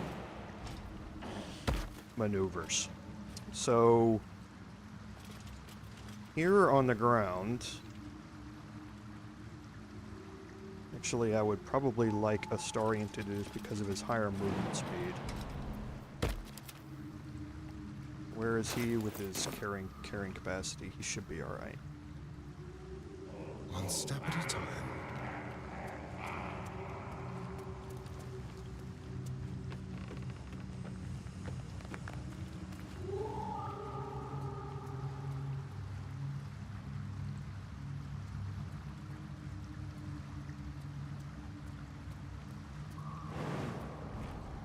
Okay, so we have some items here that can get blown up by the torch stalks. Okay, specifically the potion of greater healing. So what we're going to do is jump into the middle between these two here and go into turn. Well, actually, let's go into turn-based mode first. We should be able to do this without it. And in this case, we'll just jump right next to this one. We'll pick up the potion of greater healing. Okay, then we can pick up the gilded chest.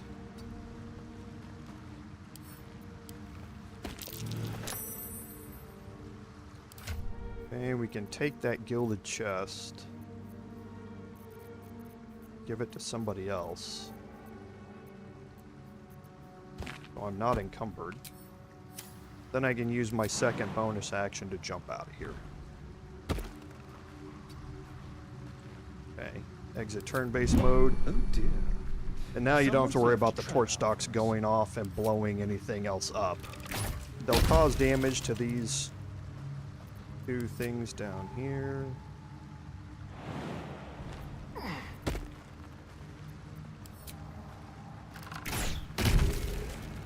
Okay, but there shouldn't be anything else to find over here.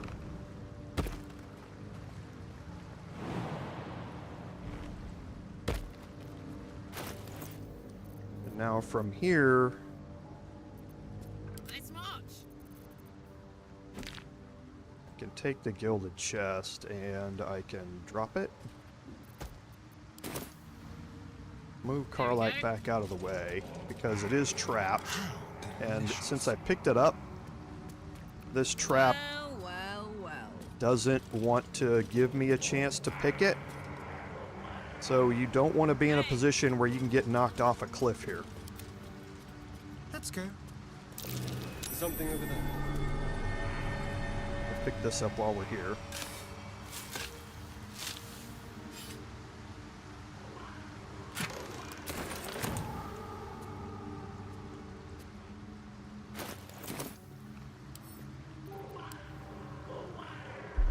Oh, so they fixed that. Or have they? We'll see here in a second. I thought the previous one didn't even bring up the dialogue option.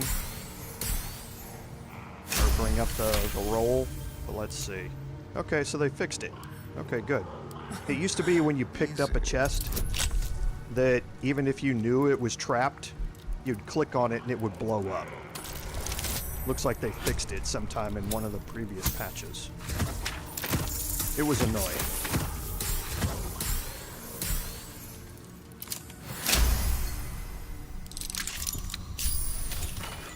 And in here you get the slippery chain shirt.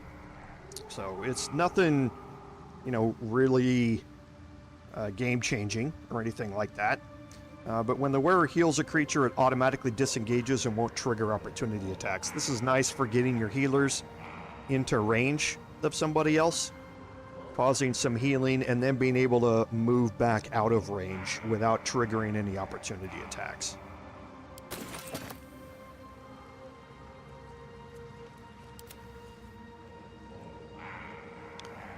And now with my bard, just in case things haven't reset, because I have seen this happen a couple of times, where even though I've fast traveled out, it doesn't reset. Okay, it looks like it did. What's inside? I can go in here and pick up the rest of these items that are sitting around here.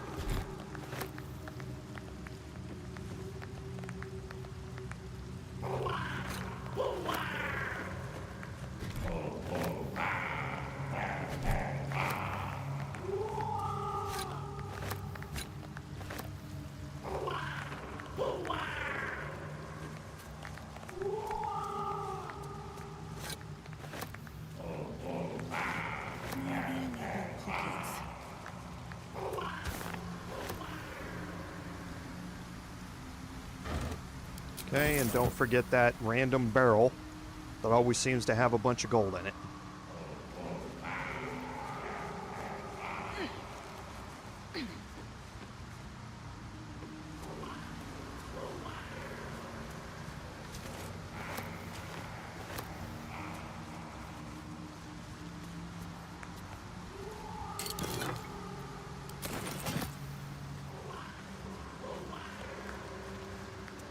And I believe that's it.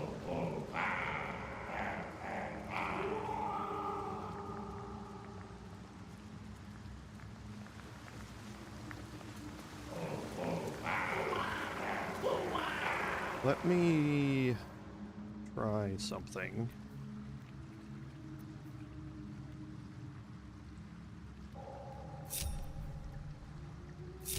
Ah, excellent choice. Whoops, that was dumb. I want Astarion and Karlach to join Gale, and we're going to head back up toward the exit. I can fast travel out of here, which I'm going to do, but I want to put them all the way back down here again, just in case, like I say, things go wrong. Don't want to take chances with honor mode here. Still alive, so that's progress. Seems like a good moment to talk. Praise BOOAL! Praise BOOAL's job! Okay, so yeah, nothing else down here. These boots have seen everything. Okay, so we are good.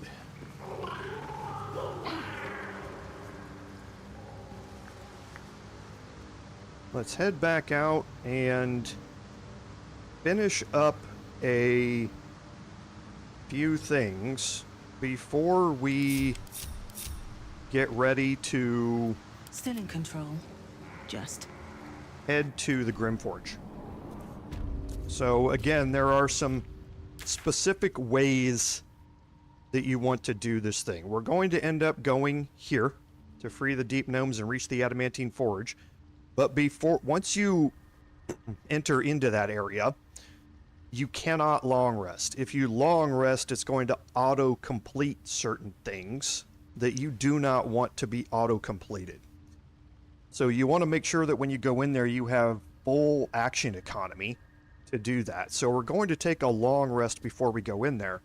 However, there's also a quest reward buff that goes along with the Sovereign Spa quest that disappears after a long rest. So you do not want to complete that quest before you've taken the long rest, but you do want to complete it before you head into the Grymforge. Now, as Lord Henry mentioned earlier, you do not have to complete this quest here at this particular time. You can save it, because arguably all it does is helps you with your persuasion, perception, history, investigation, arcana checks, and that sort of stuff, as well as your attack rolls in the Grymforge until you take a long rest. And you're going to be taking a long rest after you've killed all of the Duergar. You can, it is arguably a better usage of it by saving it and heading to the Zaithisk in the Githyanki Kresh. So instead kind of saving that, going through the Underdark, or going through the Grymforge, finishing things up there, coming back and completing the quest after that before you head to the Githyanki Kresh. The way that I have planned to get the Awakened buff doesn't rely on the Bliss Spores, though. And it still gives me a 95% chance to be able to get the Awakened buff. So I'm hopeful that I'm not going to need it, and I can instead use it for all of the checks that I'm going to have to go through here in the Grymforge. So I'm going to complete it before I go to the Grymforge, but arguably it could be of more benefit to save it and go through the Githyanki Kresh before you turn this in. But for me, again, I'm not gonna worry about it. And again, I'm a little gun shy after doing that the last time and messing up my honor mode playthrough. So I know what I'm doing now, but again, I just don't want to really go through it. So there are a few things here to be able to deal with as well. And for this, we are going to actually do a respec.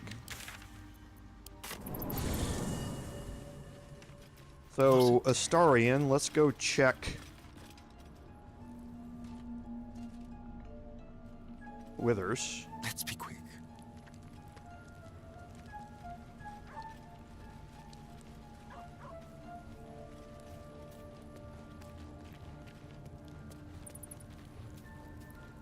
Just like old times. Bless the oblivious. Okay, good. Wretched thing, pull And now yourself we'll go together. respec. Moving in.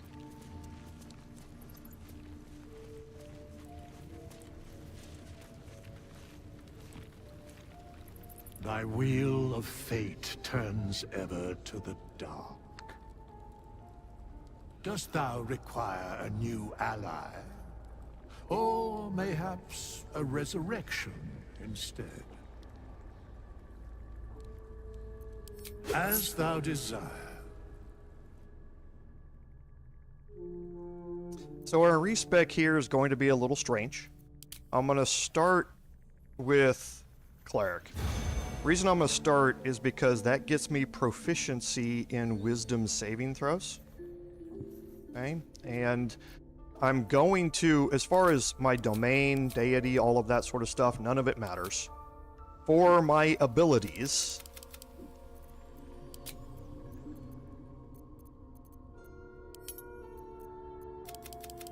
my wisdom is going to be 16.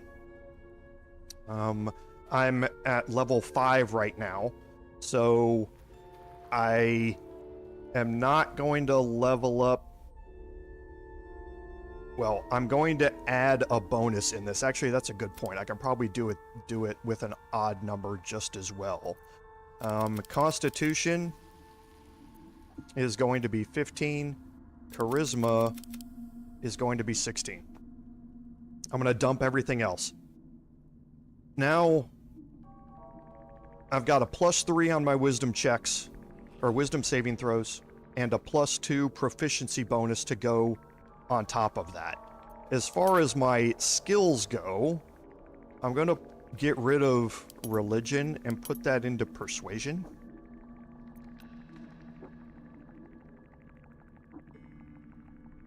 And I'm just making sure from my notes. Okay. And now I'm going to level up.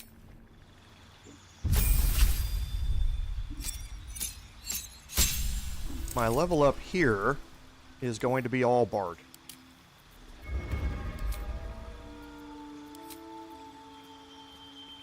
Okay, and as far as these go, it doesn't matter. For my spells, none of this matters. Yes, none of that matters.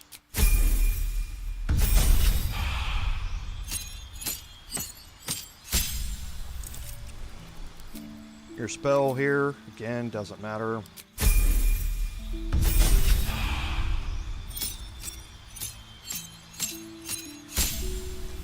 For my skills here, I'm going to put my expertise into persuasion. Just make sure that I have that additional +2 into persuasion. And for the rest of them, it doesn't matter what I do with any of those 3. For my spells here, I can... It doesn't matter, I don't think... No, because this is just on... Well, I can throw Enhance Ability in there just to be on the safe side. Your college does not matter.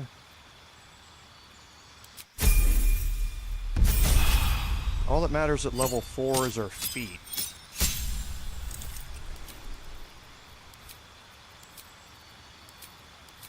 And we're going to take Ability Improvement and increase Constitution and Wisdom. So now we have a +4 to our Wisdom saving throws. We have a +3 to our Constitution saving throws. And we have a +5 to our Charisma checks, plus anything else that we're going to throw on top, plus our other proficiencies. The Constitution isn't really a big deal here. It's just nice. But you don't have to worry about really passing the Constitution saving throw here. It's just, like I say, it's nice if you do. On tippy toes. Okay. Let's get going. And now we'll leave camp. Now we need to make a couple of changes to our gear here. So we're going to remove this. We're getting a +1 saving throw from the Absolute's Warboard, so that's fine, but we're going to add in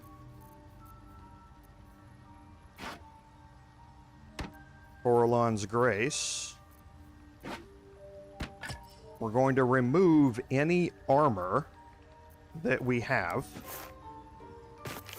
That's the only way we get the +2 to saving throws from Coralon's Grace, is by not wearing any armor. Either the Safeguard Shield, if you're not branded, or the Absolute's Warboard, if you are branded, is going to give you a +1 bonus to saving throws. We are going to...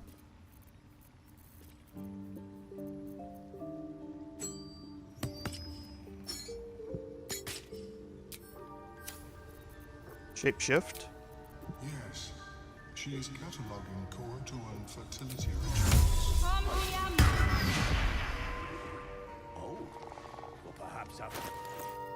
Okay, and now we're fine. Again, if you have a cleric that can throw Bless or something like that on top of this to add another advantage, you certainly can.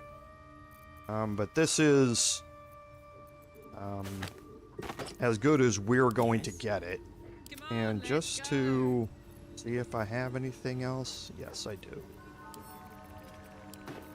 Just so she's not walking around in her underwear. Well, in it.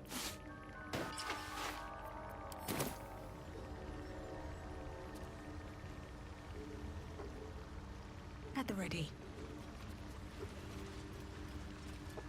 She's encumbered. Actually, I don't need that. I can... Oh, yeah, I do.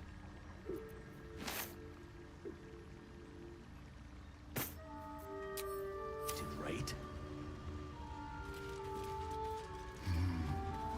Okay, now, as a cleric, I have Bless here. This is going to give me an additional bonus to my saving throws.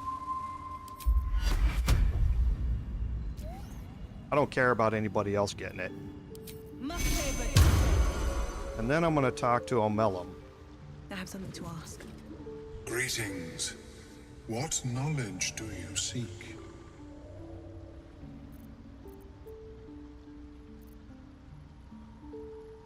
These are fine specimens. It will only take me a moment to brew them to proper potency. Omeluum turns away to prepare the potion, lost in its own musings. You must drink the entire draught. I can make no promises as to its taste. Okay, and here's your background constitution check. The potion is disgusting beyond description. The only mercy is that it goes down quickly. Not a drop left. Very good.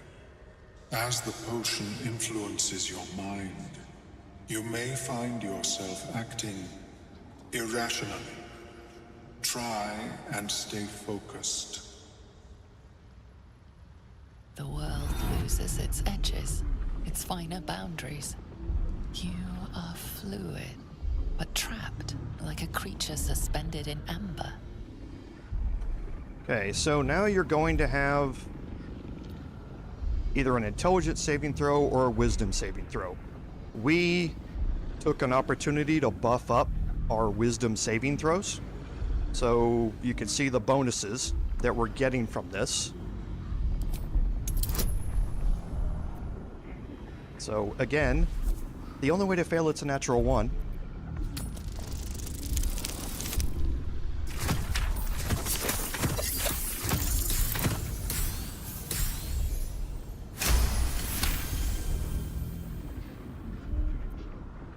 Dark holes bite at the edges of your vision, but the void cannot draw you in.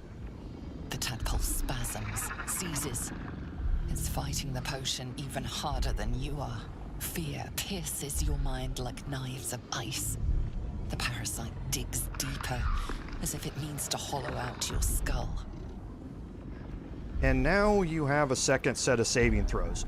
you're going to have some class-specific saving throws here available to you. You will have a bard option.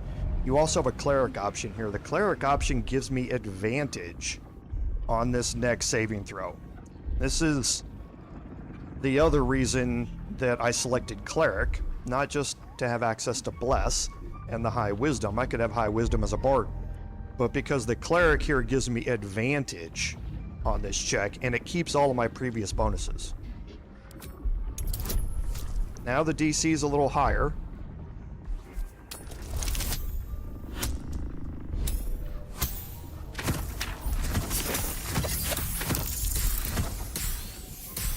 But it's important to know that these are saving throws. This is not an ability check. Okay, so things like guidance aren't going to help you here. Things like resistance, however, will. The cold blades lose their edge. You are stalwart, turning that tide of fear against itself. The parasite swells with power. More power than you have ever felt before.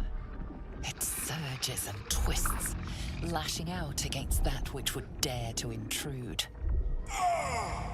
The parasite in your mind quiets, pleased with itself. Omeluum, are you well? That lava is like nothing I have ever observed before. Its power is unsettling. And this is the reason that you want to pass all of that. You've gained an additional power that we're going to learn more about here in a little bit. Such an outcome was not in my calculations. There is more to this being than mere stasis.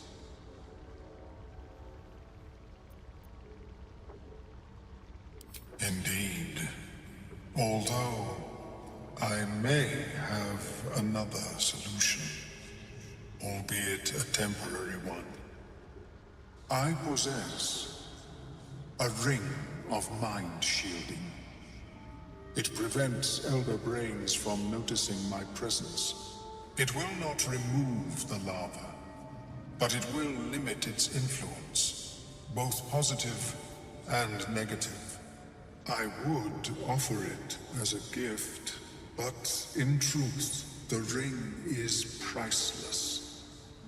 Is there anything you could offer me in turn? Okay, so there are a couple of options here that we're going to have. Now, the Nautiloid, we already learned a little bit about this. This is what when we talked to him about it before, we passed a check and we had advantage on that check. I'm pretty sure. I didn't test this off stream. I ran out of time to come back here and do it. But I'm pretty sure if you select this option here, now that we've already passed that check, and you got advantage on that check about the Nautiloid by reading one of the runed slates way back in the prologue. But I'm pretty sure if we select this option here, now that we've already passed that check, he's going to give us the Ring of Mind Shielding. I don't want to chance it though, because honestly, I didn't have a time to go back and test it. So I have a persuasion option here, and this is why I went with Bard for the rest of it, is so that I'd be able to pass this persuasion check, because I've got a bunch of bonuses here that go along with this, and I don't want to take the chance that this isn't going to give me the ring, because again, I didn't test it. Normally, if you don't have the conversation about the Nautiloid, then the check happens here. And then after that check is done, I think this option appears and you select it and it gives you the ring. Again, I just haven't tested it. I have really good persuasion, so I don't want to take a chance on it. So I'm just going to go the persuasion option here. This is a check. It's not a saving throw. So now all of my other stuff applies to this, and I can add in any of the bonuses that go along with this that I want. And since Bless doesn't help on checks,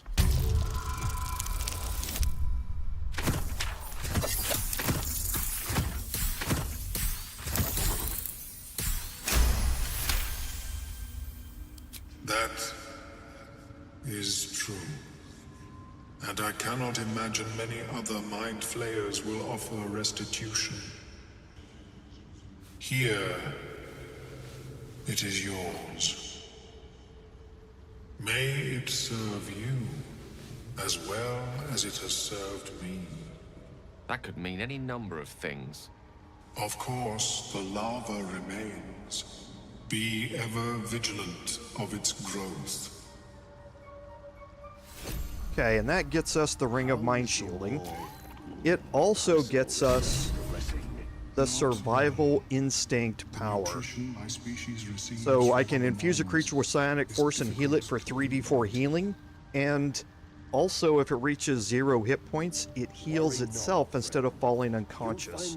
So it's kind of like Death Ward with this that I can use once per short rest. So this is one of those permanent buffs that you can get here in Act 1. And you have to make sure you're able to pass those saving throws to be able to make it work. And you saw how much we were able to stack up on those saving throws. And that is without our full capabilities on those saving throws. And that's why I'm confident that I'm going to be able to pass the Zaithisk even without the quest reward I'm going to get here in a minute. So now let's get rid of shapeshifting. And talking to Omeluum here. Child. I was born with a propensity for arcane magic my people despise. It gave me the strength to resist the Elder Brain. Every waking hour I pushed back against its dire hold. My wizardry empowered me. The moment its control shattered, I fled. Before the colony discovered I had defected.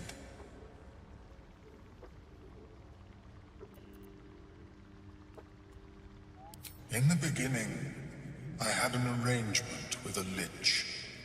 Excellent company, despite what one would expect. I required brains, he required souls. A perfect symbiosis. But our ambitions eventually splintered. I wished to better the world, and he preferred its rot. So I left his company.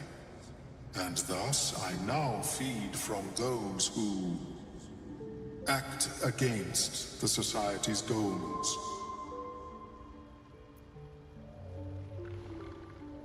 Perhaps the peoples of the Underdark will be less inclined to violence if they comprehend the cost, yes? And now we can trade with Omeluum now that his quest is done. Now, Omeluum has some very useful items in here. So, the Creation's Echo is meh. If the wielder deals acid, fire, lightning, radiant, or necrotic damage, it becomes resistant to that damage type for 2 turns. So, there are times when it can be useful. However, the downside of this, in my experience, is that if an enemy tends to do a lot of elemental type damage, for instance, like a lava elemental doing fire damage, or lava mephits doing fire damage, they also tend to be resistant and or immune to that type of damage. So if I want to become resistant to that damage, I'd need to cause fire damage to them, and they might be immune to that, and I'm not able to cause any of that damage type. So it is situationally useful. There are a couple of times, especially because you can become resistant to radiant damage, which is hard to do in this game, and resist attacks from paladins, that it can be very useful. So it's something to kind of stick in your bag so that you have it as a tool if necessary later on. So say your cleric could be able to have this staff equipped, move in with either the Radiant or the Necrotic Spirit Guardians, and cause damage with that type and be resistant against necrotic attacks or radiant attacks that come in against them. So things like that, like I said, it can become situationally useful. The Shade Spell Circlet is, again, something that early game can be very useful. When you're obscured in shadow, your spells get a +1 bonus to spell save DC. There's a lot of shadows in this game. You spend a lot of this game in at least partially obscured areas, and this would give you a flat +1 to your spell save DC, which is really nice. The Ring of Salving is one of the things where if you got an open ring slot on your healer, sure, throw it on there. An additional 2 hit points is an additional 2 hit points. The Pearl of Power amulet is very nice. Gives you Pearlescent Restoration, which allows you to get a spell slot up to 3rd level back. It's basically Arcane Recovery with 3 charges. So you're able to get any spell slot up to level 3 back without taking a long rest. So something, again, to stick in your pocket and be very, very useful to have. The last is arguably the most useful thing out of his inventory, and that's the Boots of Stormy Clamor. When the wearer inflicts a condition, they also inflict 2 turns of Reverberation. Reverberation we've learned about before in our Reverberation build, where if you stack this up, they take thunder damage and possibly fall prone. Whoever wears them is immune to thunder damage as well, which is also really nice. But the other thing about the entity that gets Reverberation is that for every turn of Reverberation that they have a -1 penalty to Strength, Dexterity, and Constitution saving throws per turn. So I have a really good opportunity to enweb creatures and that sort of stuff to keep them from passing their Dexterity saving throws while they're doing it. Also, AoE spells are more likely to hit for full damage if they're not passing their Dexterity saving throws. So it can be very, very nice as an item to have, and we definitely want it. Now, if you go through and look at all of these, that's 1,300 gold, 14, 17, 2,000. So we probably want to up Omeluum's attitude here. We also want the Elixirs of Psychic Resistance. These are going to be very useful in the Githyanki Creche. There's a lot of psychic damage happening down there, and the more of these that we can pick up from him, the better off we're going to be. So I'm going to... May your travels be safe and swift. I'm going to have to respec my character anyway to get it back to a bard. So I'm going to do this respec now, and I'm just going to stop at level 1.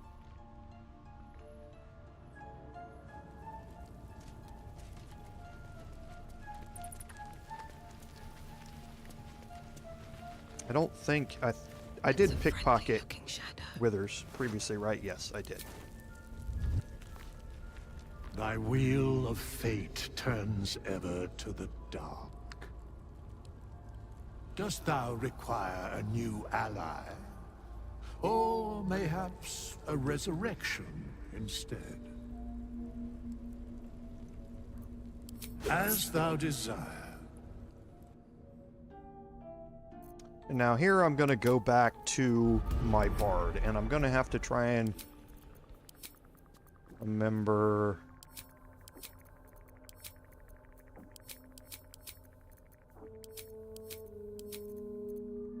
My starting instrument doesn't matter.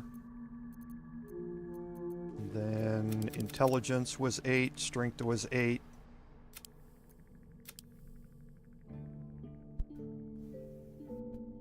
I believe that's where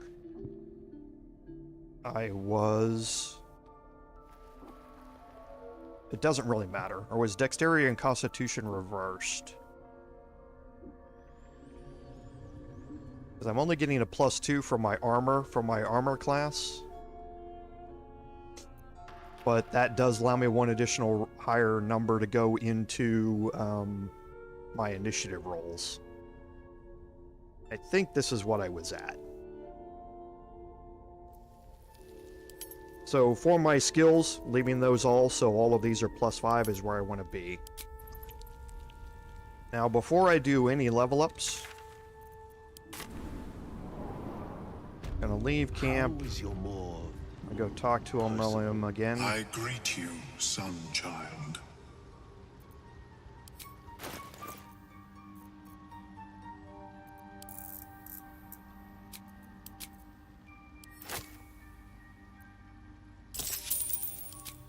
That ups him to 100 attitude, and then before I sell anything, do the rest of your level ups.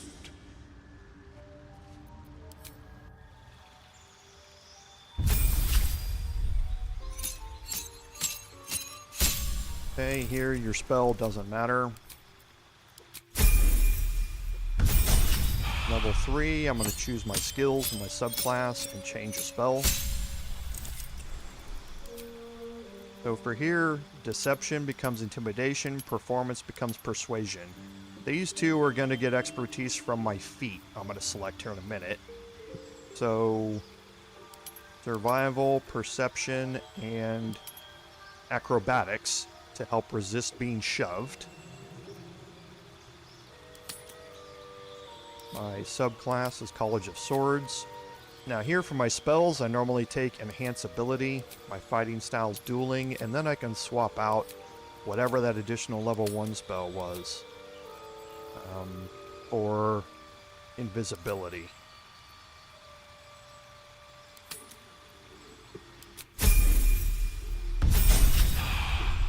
For level 4, my feat. Gonna take Actor. That ups my Charisma to 18. Gives me Deception and Performance expertise, which I talked about a second ago. For my cantrip, Mage Hand is really nice. And for my spell here, I want Calm Emotions. Actually, it's probably a better idea if I don't pick it. Well, I can pick it right now. Yeah, I want to pick it right now. And I'm thinking ahead. For what I'm going to run into and whether or not, because I'm going to have Shadowheart with me throughout that, so I might instead go with Hold Person or even Heat and Metal. But I might not have her. Well, I can Respec later.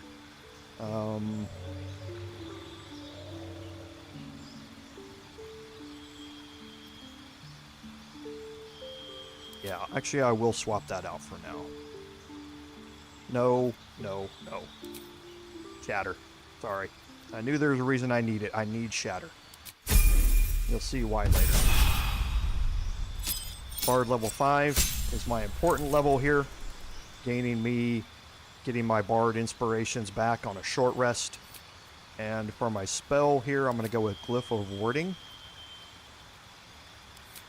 I don't think I need to change anything else out of that. I do not.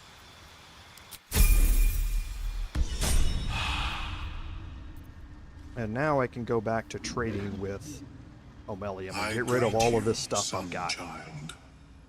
Actually, I'll do that off stream, because it looks like we can do one more thing here before the end of the stream. And we'll look at that. So he's got all of that. Let's give him this.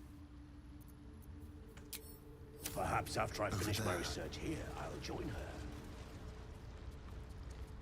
her. Because looking at our quests, we've helped Omeluum investigate the parasite. We've discovered the history of Prince Orphis by picking up the slates in the Arcane Tower. We've defeated the Duergar intruders. We're going to head out to save the Grymforge gnomes here in a second, but we have completed Find the Mushroom Picker. Okay, and we're going to go deal with that quest right now. Of course, it was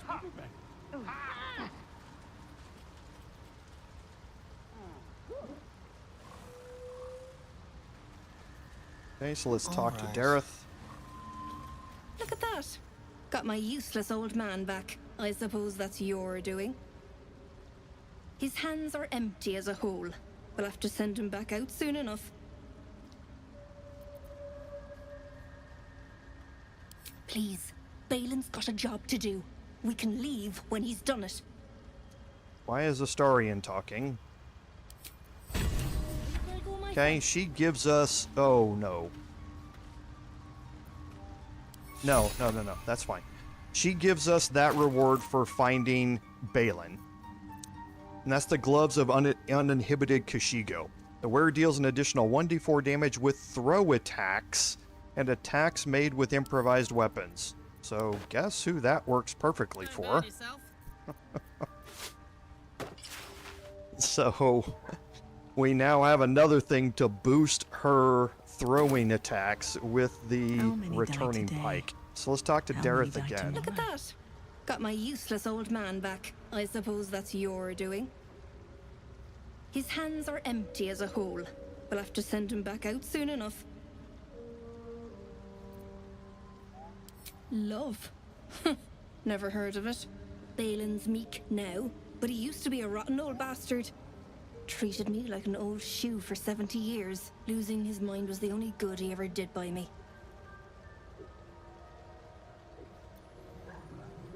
Collecting Noblestalk. Valuable mushroom. We've a shop in Baldur's Gate. The locals go mad for it. Nearly nothing it can't cure. Blindness, poison, hair loss.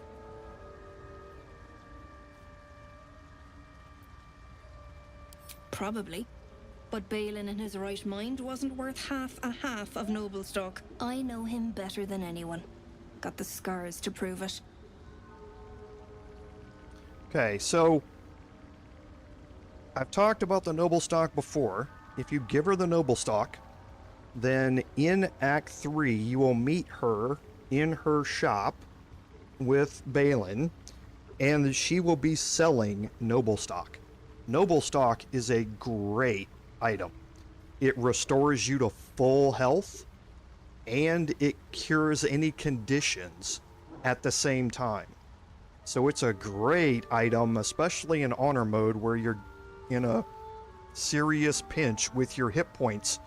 You can eat one of them and be completely back to full health, which you can't do with anything else. Now, they're expensive, but hopefully by that time you don't need to worry about gold very much. But that's the only way you can get them, is if you give her the Noblestalk. The Noblestalk also has 3 other uses. You can give it to Balin. It will restore his memories, and the shop will be a little different in Act 3 when you get there. Not in a good way. You can give it to Shadowheart. That will start a side quest with Shadowheart where it restores some of her memories. And when you get to Act 3 to the House of Grief, you will have an interaction and a cutscene with an NPC there. The third option is I can eat it myself as the Dark Urge. Now with Balin, myself, or Shadowheart, you eat the Noblestalk and it disappears. That's the only use that you have of it. You can't use it again. Now that's going to trigger a memory scene with me as the Dark Urge. But again, if I do that, I can't give it to Derryth. However, there's another way around this. To no surprise of mine, you're more competent than Balin. Go on then. Hand it over. Okay, now she's not going to give you anything for it. She doesn't have anything down here to do it, so I'm just going to give it to her. Thanking you. I'll be on my way then. Look, I do thank you. Come visit me in Baldur's Gate if you find yourself that way. I run a shop called Bone Cloaks. Balin nearly sunk the shop to pay for a drink, when he was of his own mind. This might allow me to hang on a little longer. You take care out here. Okay, so now, like I said, there's another thing that we want to do here. And Well, hello. Quick step.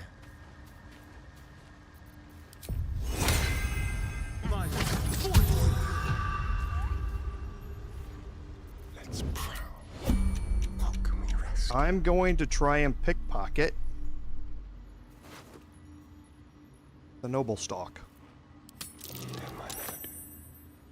Okay, now I'm immediately going to end turn, group, and teleport out of here.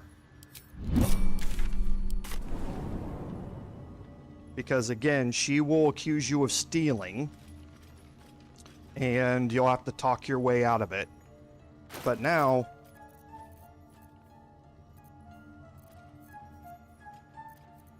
Astarion, whoops,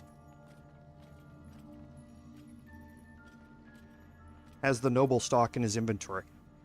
And now I can eat it as the Dark Urge, and you can see the cutscene that goes along with it. However, we are not going to do that today. This is a great spot to end the live stream today. Off stream, I'm going to go back to the Myconid colony and sell off everything that I have. We are going to start off next week by taking a long rest, getting all of our action economy back, and getting prepped to go to the Grymforge. And then we are going to complete the defeat the Duergar intruders quest and head out to the Grymforge. We're going to be able to do most of the important things in the Duergar encampment next week. There's going to be a lot of fighting. There's going to be a lot of exploration around the first parts of it, but again, we can't take a long rest once we're there, so we want to finish what we have to as quickly as we can with our action economy. So you're going to see a lot of stuff happening in the Grymforge next week. So, as always, thank you all for being here. I always say I appreciate all of my interactions with all of you in chat, and I thank you for your support, because without your support, none of you, or none of this would be possible. So, again, to everybody, thank you, and this is Commander Jorval saying until next time, fare thee well.